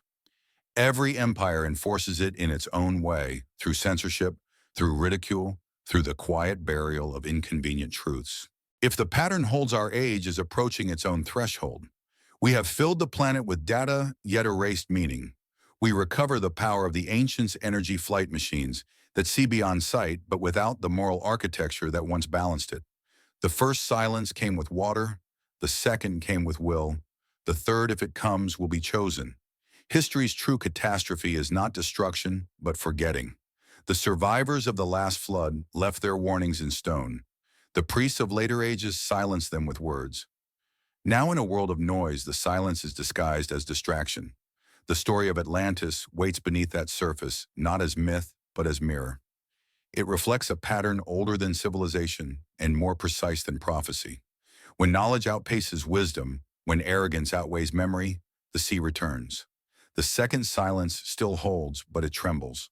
Somewhere in archives and ocean trenches and fragments of forbidden texts, the voice of the first world is stirring. Whether we listen or not will decide how the next chapter of our own story ends. The sea may have swallowed Atlantis, but paper almost betrayed it. For centuries, fragments of geography, old maps drawn before modern history began, have surfaced in archives, libraries, and monasteries, each whispering the same forbidden truth. Someone once mapped the world long before we were supposed to know it existed. Every time one of those maps is rediscovered, the silence around Atlantis shakes. The most famous of them appeared in Constantinople in 1513. Its author, an Ottoman admiral named Piri Reis, compiled it on gazelle skin using older charts inherited from sailors, astronomers, and according to his own notes, maps from the time of Alexander the Great. When European scholars examined it 4 centuries later, they saw something impossible: the coast of South America, drawn with near-modern accuracy, the curve of Africa aligned perfectly, and at the bottom of the map, where blank ocean, should be a detailed rendering of Antarctica. Not the frozen continent we know today, but one without ice, showing mountain ranges and river deltas hidden beneath glaciers until the 20th century. How could a map from the early 16th century depict landforms only revealed by modern seismic and satellite surveys? The Royal Geographical Society tried to explain it away as guesswork or misinterpreted coastline. But when geologists compared the features to radar data from the 1960s, the match was too precise. The outline of Queen Maud Land, buried under thousands of meters of ice, fit exactly. The last time Antarctica was ice-free was more than 10,000 years before Christ Plato's timeline again. Piri Reis himself left a clue in the margins. He wrote that his map was compiled from 20 older sources, some drawn in the time of Iskandar the Two-Horned, the Arabic name for Alexander the Great. One of those sources, he claimed, came from a book captured from a lost sailor who had sailed in the time of the ancient kings. If those ancient charts truly existed, they were copies of copies surviving like genetic code through generations of navigators. Each new hand-tracing coastlines, already half-remembered, preserving fragments of a world that had known the shape of the earth long before history began. Piri Reis's map is not alone. Another anomaly, the Orontius Phineas map of 1531, shows Antarctica not only ice-free, but correctly positioned relative to Africa and South America at a time when longitude could not yet be measured. The French cartographer Philippe Boiscau produced a similar chart in 1737, dividing Antarctica into 2 main landmasses, separated by a strait, an arrangement confirmed only in the 20th century when sonar measured the continental shelf. Boache claimed his data came from ancient sources now lost. Each of these maps extends the mystery backward, suggesting a lineage of geography preserved through ages of darkness. Skeptics argue that such accuracy could result from coincidence or from the imagination of mapmakers extrapolating unknown lands. Yet coincidences that repeat across centuries are not coincidence, they are residue. The same coastlines recur, the same mountain ranges appear drawn long before explorers reach them. The pattern implies that someone somewhere charted the globe when much of it was still under ice. Whoever they were, they had instruments knowledge of spherical geometry and the ability to measure latitude accurately, skills officially unknown before the 15th century. To understand how forbidden these maps are, we must remember the worldview of their time. In the Middle Ages, most scholars still believed the Earth flat or bounded by divine oceans. To draw the southern hemisphere at all was heresy. When early maps showed Antarctica, church authorities reclassified them as allegory or invention. The edges of the known world were reserved for monsters and miracles, not cartographic precision. Yet the forbidden maps refused to behave like myth. They were too technical, too measured. Their makers were not poets, they were engineers. Some historians propose that the source of these maps was a forgotten seafaring civilization from the Ice Age, an empire that navigated using the stars, left colonies on distant shores, and was wiped out when the oceans rose. In other words, Atlantis. The hypothesis fits the pattern in advanced maritime culture, destroyed by cataclysm, its navigators preserving knowledge through oral tradition, and later seeding it into Egyptian, Phoenician, and Greek geography. Even after their empire vanished, their charts survived as artifacts of a global memory. There are practical reasons this theory persists. The oldest surviving maps from Mesopotamia, Egypt, and Minoan Crete already show awareness of distant lands beyond their reach.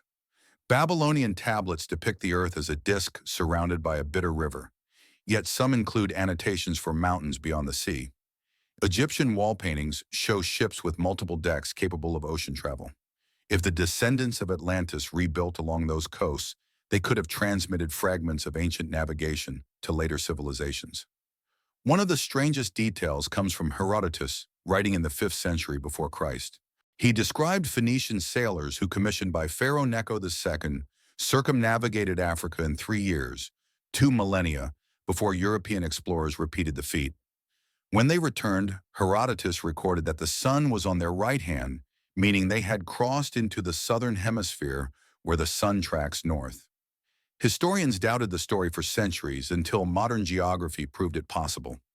The implication is staggering knowledge of global navigation existed and was then lost only to be rediscovered in fragments 1,500 years later. The forbidden maps also encode something subtler mathematics beyond their era. The distances between key points correspond to ratios of Earth's circumference and meridian degrees. The Piri map uses an equatorial projection requiring trigonometric calculation unknown in Europe until the Renaissance. Piri Reis's own chart shows such accurate scaling between Africa and South America that it could only have been drawn on a globe or using spherical coordinates. In 1513, no such globe existed. But what if the mapmakers were not inventing these projections, they were remembering them? Modern researchers using digital reconstruction have noticed another anomaly when overlaid on a sphere rather than a flat surface. The Piri Reis and Boache maps align perfectly with one another. Their errors, distortions that puzzled early historians vanish when plotted on a globe centered not on Europe, but on a point near Egypt. That coincidence suggests the original source material may have been drawn from a global perspective, anchored at a latitude and longitude consistent with the ancient Mediterranean. Whoever made the prototype map knew the Earth was round and had measured it. Mainstream academia treats these findings with discomfort. The official stance is that the maps combine fragments of early coastal surveys with creative speculation. Yet internal notes by the cartographers themselves contradict that. Piri Reis wrote that some of his charts were from the age of the first men who knew the world as a sphere. Orontius Phineas admitted he copied from older authors whose names are lost to time. The repetition of that confession, older sources now lost, appears in almost every anomalous map. It is the echo of the second silence carried through ink. The implications reach beyond geography. To map the Earth, one must understand mathematics, astronomy, and timekeeping. Accurate mapping requires clocks precise enough to measure longitude, a technology not officially invented until the 18th century. Yet the forbidden maps display that precision implicitly. The only plausible explanation is that the data came from a culture with advanced observational instruments, perhaps mechanical, perhaps optical, capable of measuring positions by the stars. If that culture existed before the last ice age, it would explain both the precision and the subsequent loss. Their cities drowned, their knowledge scattered, their instruments gone. In the 20th century, military cartographers studying these anomalies noticed something else. Many of the ancient coastlines on the Piri Reis and Buacho maps match subglacial formations, visible only through radar. To draw them accurately, their creators must have surveyed the land when it was ice-free. The last time that happened, geological records show, was between 12 and 15,000 years before Christ, the exact window of the Younger Dryas catastrophe. The forbidden maps, in effect, are the fingerprints of a vanished civilization frozen into history. If those maps were truly inherited from Atlantis, their survival through millennia reveals an extraordinary continuity of memory. Each generation of navigators copied them without understanding their full significance, like monks transcribing sacred texts. Over time, accuracy eroded, but the core data remained. When Piri Reis assembled his version, he was piecing together an ancient puzzle whose image he could not see.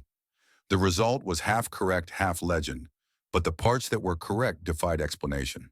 The question is not whether the maps are real, they exist, but how their information survived the flood. Perhaps the survivors who rebuilt along the Mediterranean preserved archives in stone chambers, later mistaken for tombs. Perhaps fragments were carved into stelae or coded in myths of navigation and the underworld. The Greek legend of Atlas the Titan who holds up the sky may have been a metaphor for celestial navigation, the knowledge of how to hold the heavens in place. If so, the Atlanteans were not gods but astronomer-cartographers, safeguarding the coordinates of a world that had vanished. Today, the forbidden maps remain scattered across museums and libraries, their meaning diluted by centuries of reinterpretation. But taken together, they outline a hidden cartography of memory, a global consciousness that once measured the Earth, mapped its edges, and recorded its fall. Each rediscovered fragment pulls the silence closer to breaking. If Atlantis was an island, the maps are its shadow. If Atlantis was an idea, they are its handwriting. Somewhere in the sediment of forgotten archives lies the missing chart, the master map from which all others descend. Finding it would not just redraw the world's geography, it would rewrite our own. Because the moment we admit that someone mapped the Earth before us, we must ask what else they knew. The next chapter in this investigation follows that question into deeper water literally. If those maps were inherited from the first seafarers, their knowledge of global currents, magnetism, and energy may explain the final secret of Atlantis, not where it was, but what powered it. Power is what built Atlantis, and power is what destroyed it. That is the rhythm behind every civilization that rises too far above the natural order. The Greeks called it hubris, the Egyptians named it imbalance, and the philosophers after Plato translated it into moral law, when human mastery overreaches nature corrects. The legend of Atlantis is the first and most precise version of that equation. But behind the moral story lies something tangible, a kind of energy the ancients once knew how to harness, an energy so potent that when it was misused, it turned the sea itself into a weapon. The search for that power begins, as always, with fragments. Plato wrote that the Atlanteans drew up from the earth a strange metal, now lost, called orichalcum, second only to gold in value. For centuries, scholars treated it as myth. Then divers off Sicily in 2015 discovered ingots of a brass-like alloy made of copper, zinc, and trace elements of nickel and iron, exactly the description Plato gave. The metal's unusual conductivity and resistance to corrosion suggest it could have been used for more than decoration. Ancient texts link orichalcum to the Temple of Poseidon, whose walls flashed with red light like fire. Those walls may have been more than symbolic, they may have conducted energy. Some researchers believe Atlantis mastered a form of geoelectric power energy drawn directly from the Earth. The concept is simple. The planet's crust carries currents generated by the motion of molten iron in the core, by the tides, and by the magnetic interaction of Sun and Earth. Modern science calls them telluric currents. In certain regions, particularly where volcanic activity and ocean tides intersect, these natural currents can be strong enough to generate measurable electricity. Atlantis, situated on or near a mid-ocean ridge, would have stood directly above such a zone.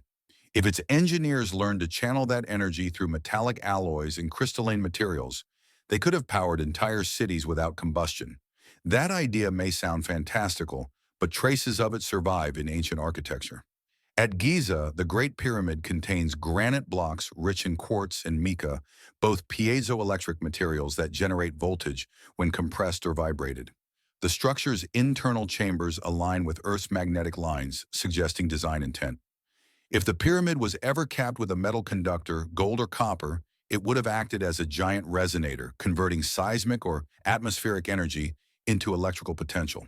Similar principles appear in the step pyramids of Central America and the ziggurats of Mesopotamia, all constructed atop geological fault lines where natural electromagnetic activity is strongest.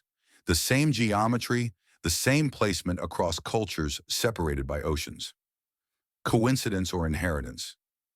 Legends from Egypt speak of the firestone, a device that powered the temples of the first time, glowing without fuel. In the Vedic texts of India, the term Shakti describes a universal energy harnessed by sound and form. Mayan codices refer to sky fire captured within the hearts of temples. These phrases may be mythic translations of the same concept, energy drawn from the earth and modulated through resonance. The ancients spoke in symbols, but their symbols mapped to real forces.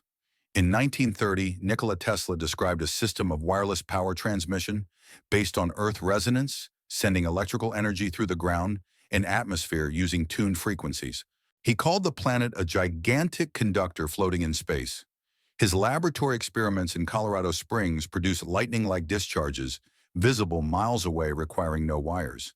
Tesla believed he was rediscovering a natural principle used in antiquity. He once wrote that in ancient times, man was in contact with forces unknown to modern science, and their remnants can still be traced in the monuments of old. Many dismiss that statement as poetic excess. In retrospect, it sounds like memory. If Atlantis indeed exploited telluric power, its fall becomes easier to explain. A system drawing directly from the planet's magnetic and tectonic energy would be both limitless and dangerous. Overload could trigger resonance capable of destabilizing the crust itself. Plato wrote that the Atlanteans became intoxicated with power and lost the harmony of their nature. The line may be literal. In seeking to amplify the Earth's own energy, they may have provoked the geological catastrophe that drowned them.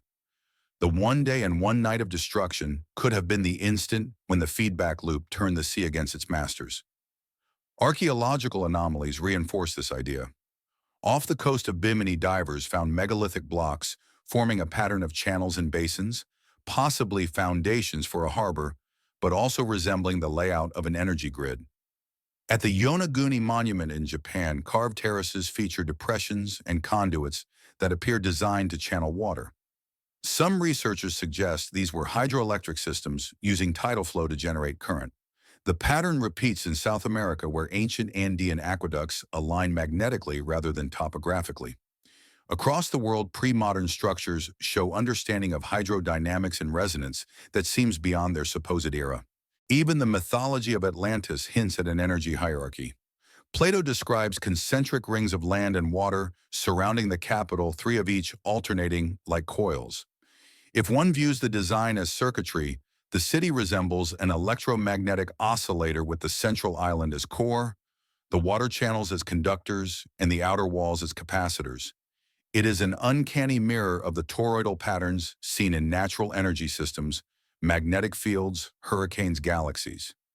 The Atlanteans in this model built their city as a living generator, a machine in harmony with the planet, until greed or error pushed it beyond equilibrium. Some fragments of that knowledge may have survived the flood. The Egyptians built obelisks of granite, their tips sheathed in gold, placed at key nodes along the Nile. The Mayans constructed stelae, engraved with patterns now identified as harmonic ratios. The Greeks, inheriting Egyptian lore, built temples oriented to acoustic resonance, their columns vibrating with the wind. All these designs channel movement of soundlight or water into structured energy. What we call art may once have been science coded in stone. The connection between energy and morality runs through every tradition that followed. In Egypt, misuse of Heka, the creative force, was punished by the gods. In India, the Mahabharata warns of a weapon called Agneya Astra, capable of unleashing a fire brighter than 1,000 suns, leaving survivors with hair and nails falling out. To modern ears, that sounds disturbingly like radiation sickness. If myth preserves memory, the ancients may have witnessed energy sources as devastating as nuclear power. The line between divine fire and catastrophe is thin. Modern science occasionally rediscovers these principles by accident. Piezoelectric devices, wireless transmission, and resonant induction all replicate mechanisms hinted at in ancient texts. Yet the ancients spoke of using them not for conquest, but for harmony. Their world collapsed when that balance broke. The survivors who seeded later civilizations may have deliberately concealed the full knowledge, reducing it to ritual to prevent repetition. Over time, the rituals became religion, and the power became myth. The forbidden maps from earlier centuries suggest that fragments of Atlantean technology persisted in maritime navigation, perhaps through magnetism. Ancient compasses using lodestones existed long before their recorded invention. Chinese records mention south-pointing stones millennia before the magnetic compass appeared in Europe. If the survivors of Atlantis traveled east, they could have carried that knowledge with them. Magnetism, electricity, and resonance are aspects of the same field. The pieces fit too neatly to ignore. What destroyed Atlantis then was not divine wrath but natural consequence. The same energy that sustained their civilization amplified their downfall. They had learned to manipulate the forces beneath the sea, but forgot that those forces moved the sea itself. When their machines or temples crossed a threshold of resonance, the earth responded. The crust shifted, the ocean rose, and the empire fell. What Plato described as punishment was simply physics. Today, our world stands in a similar balance. We harness energies once unimaginable: nuclear, electromagnetic, artificial intelligence, without the wisdom that must accompany them. Like Atlantis, we have built our concentric rings of power cities, glowing with artificial suns, networks humming with invisible current, oceans rising at the edges. The legend's relevance is no longer academic, it is diagnostic.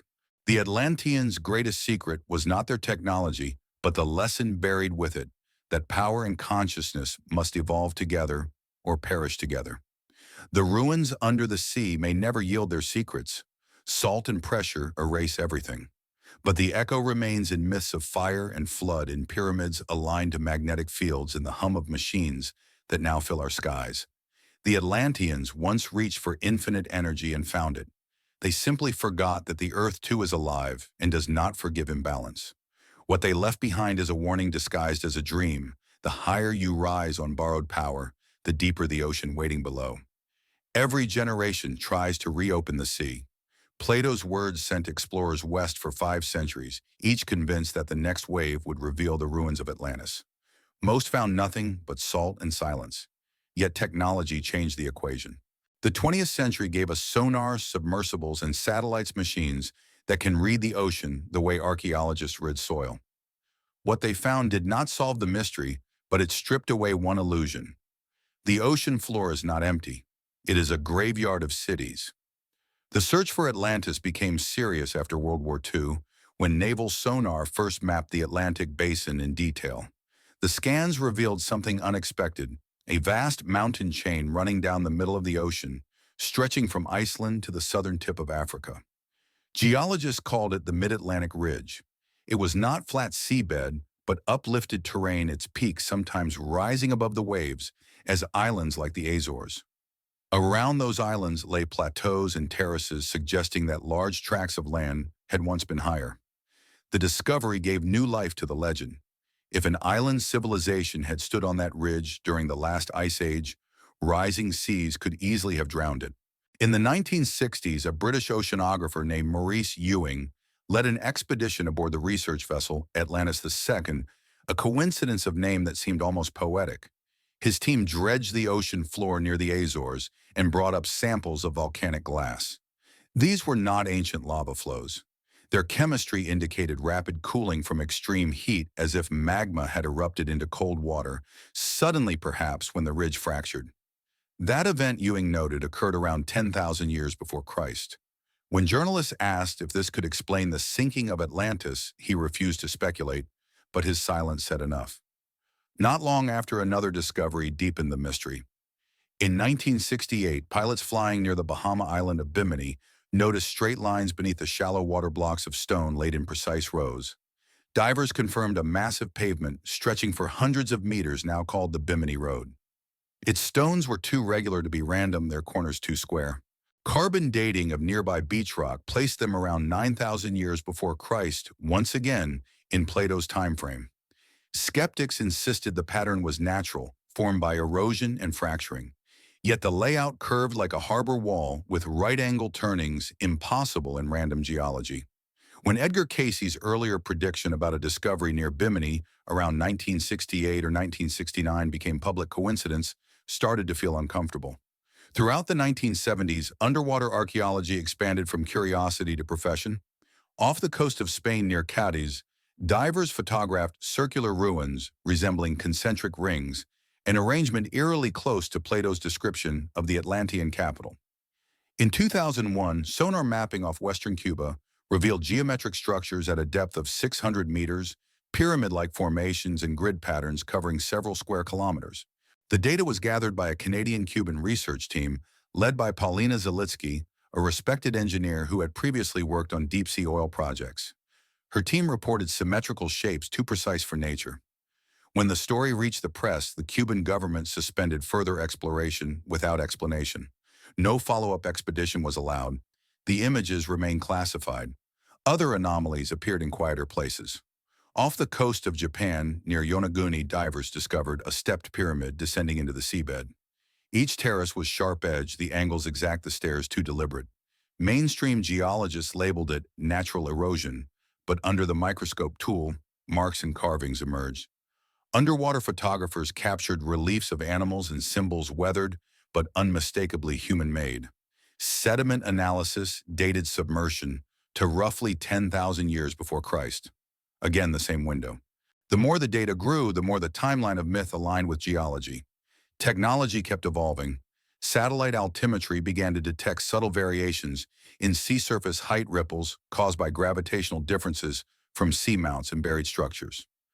In 2012, amateur researchers using publicly available satellite maps noticed rectangular patterns on the ocean floor west of the Canary Islands, each aligned along perfect east-west and north-south axes. Google later removed the data, claiming it was an artifact of sonar stitching. Perhaps it was, or perhaps it was something too symmetrical to ignore. Sonar echoes are like voices.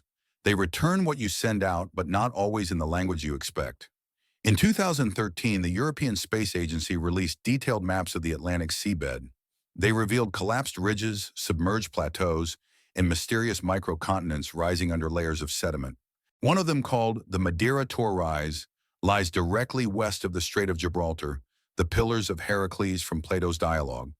The ridge is 1,000 kilometers long and shallow enough that a sea level rise of just a few hundred meters could have flooded it entirely. In the Ice Age, when ocean levels were lower, it would have been dry land, an island chain large enough to host a civilization. Geologists studying these formations have quietly acknowledged the possibility of lost coastal settlements. The ocean rose by more than 120 meters after the last glacial maximum, submerging an area equal to the size of Europe. That means entire chapters of human history are simply missing. What we call the beginning of civilization may just be what survived the flood. In the last decade, submersibles have started to fill those gaps. Deep-sea drones mapping the Azores Plateau have found terraces, walls, and rectangular patterns buried in volcanic silt. Some appear artificial, others are geological coincidences. The line between the two is thin, blurred by pressure and time, but the data accumulates straight angles, consistent spacing, and surfaces that reflect sonar differently from surrounding rock signatures of worked stone. If those signatures belong to structures, they would date from a time when the plateau was above sea level. The ocean itself carries other hints. Core samples from the mid-Atlantic ridge contain traces of pollen from temperate trees, oak, chestnut, birch species that cannot grow on the current islands. They suggest that what is now seabed was once forest. The same samples contain volcanic ash layers dating to around 10,000 years before Christ, followed by abrupt marine sediment, a geological fingerprint of land sinking beneath the sea. The Earth in its own silent language is telling Plato's story. Even the currents may remember. Oceanographers studying the North Atlantic drift have traced its path backward through deep water eddies that pass directly over the Azores Plateau.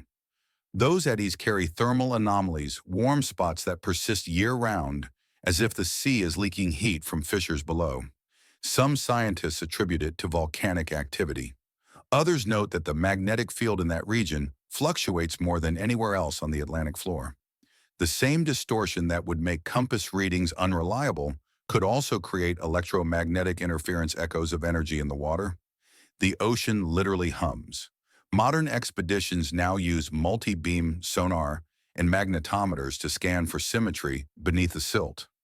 One such project conducted in 2018 by an international team from Portugal and the United States recorded rectangular formations 2 kilometers below the surface. The lead researcher, speaking anonymously to avoid professional backlash, described patterns that look like walls and streets too aligned to be natural. Official reports call them geological ridges. Privately, the crew called the site the city.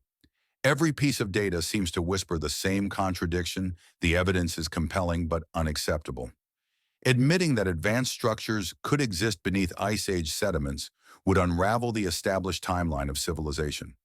Archaeology, geology, and anthropology would have to start over. So the silence remains.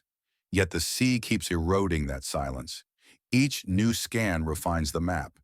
Each new anomaly shortens the distance between science and legend. Even skeptics admit that ancient coastlines now lost could have hosted cultures unknown to history. The debate is no longer whether such places existed, but how advanced they were. If they built cities along the mid-Atlantic ridge, they would have been masters of navigation engineering and energy, the same traits ascribed to Atlantis. Standing on the deck of a research vessel today, surrounded by radar screens and blinking sonar, one feels a strange irony. Our machines can peer 6 kilometers into darkness, yet they cannot tell us who we are. The ocean reflects our image back at us, restless, searching, half-blind. What we call exploration may be remembrance. Every echo from the deep is a fragment of ourselves returning after 12,000 years of silence. The final stage of this investigation does not lie in archives or maps, but in what we do with what we now know. The ocean floor is a library, written in stone, waiting for someone to read it without fear of rewriting history. The ruins are there whether we name them Atlantis or something else. The question is whether we have the courage to listen to what they are saying, because sometimes the truth does not rise to the surface. It calls from beneath it an echo through salt and time, repeating one message in a language older than words. Remember, the search for Atlantis was never really about finding an island.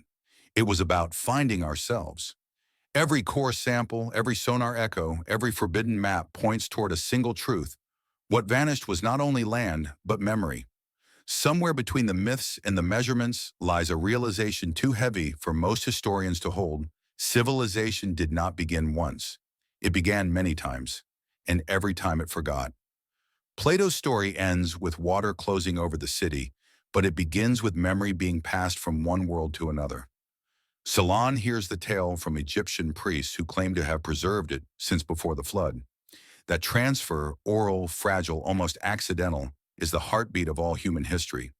Knowledge survives only as long as someone remembers why it mattered. The rest becomes debris, ruins, without meaning, rituals without purpose, monuments whose builders are ghosts. If we step back from the myth and look at the pattern, Atlantis becomes less a place and more a principle, a record of how humanity stores and loses wisdom. The survivors of the flood carried fragments of technology and philosophy across continents. They built new cities, encoded old science into religion, and tried to rebuild balance with nature.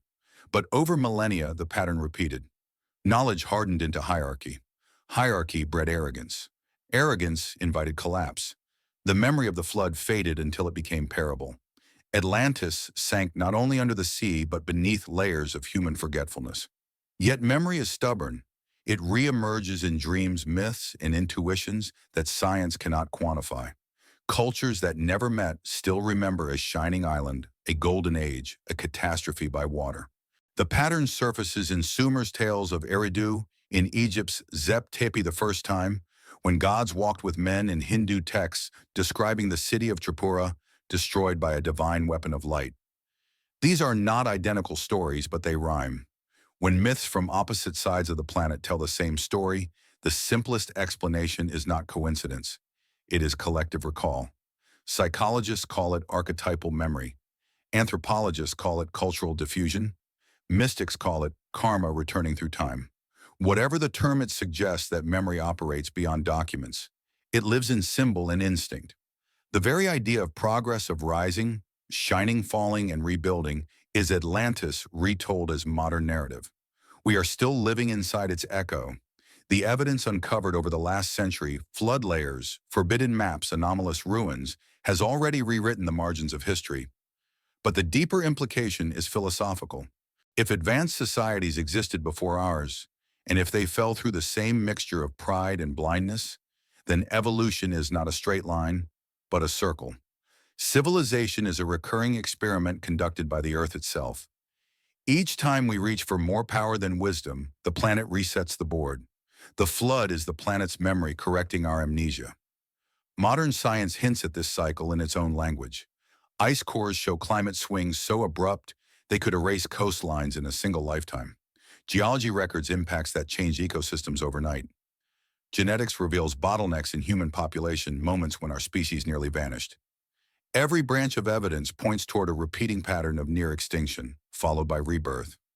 Humanity forgets its past because the past keeps being destroyed, and yet traces of intention remain. Göbekli Tepe was buried deliberately. The pyramids were built to outlast time.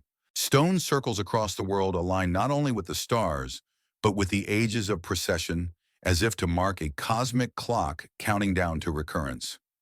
Perhaps the ancients understood that memory cannot be trusted to paper or voice. It must be carved into the planet itself. Each megalith is an external hard drive of human consciousness, recording in geometry what language cannot. What then were they trying to tell us? Every symbol, every alignment, every myth seems to converge on one message: balance. The ancients worshipped it under many names: Mahat in Egypt, Dharma in India, Logos in Greece, but it meant the same thing: harmony between knowledge and humility, between power and restraint. Atlantis fell when it lost that harmony. The survivors built their new world as a warning, but the warning was eventually forgotten. The circle closed. Today, the circle opens again. We have recreated the Atlantean condition: global communication, limitless energy, blind faith and progress. We tap the planet's resources like veins, light our cities with artificial suns, and warm the seas faster than any comet ever could. We command the forces that once destroyed the first world, but without the wisdom to use them. The myth has become mirror. When we look into the water now, we see our own reflections shimmering back. Technology has given us memory beyond flesh, databases, satellites, machines that remember everything. But information is not wisdom. The ancients may have understood that better than we do. Their monuments were built not to store data, but to preserve meaning. When the next flood comes, whether water, fire, or silence, our digital archives will vanish. Only what we have carved into culture will remain. The question is, what are we teaching the future to remember about us? Perhaps that is why Atlantis still refuses to disappear from the human imagination. It is not a ruin waiting to be found. It is a warning waiting to be understood. Each time the legend resurfaces in Renaissance utopias, in Victorian science, in modern documentaries, it reflects the same anxiety that our achievements have outpaced our conscience. The deeper we dig for Atlantis, the closer we come to realizing we have been rebuilding it all along. The ocean will not reveal the city easily.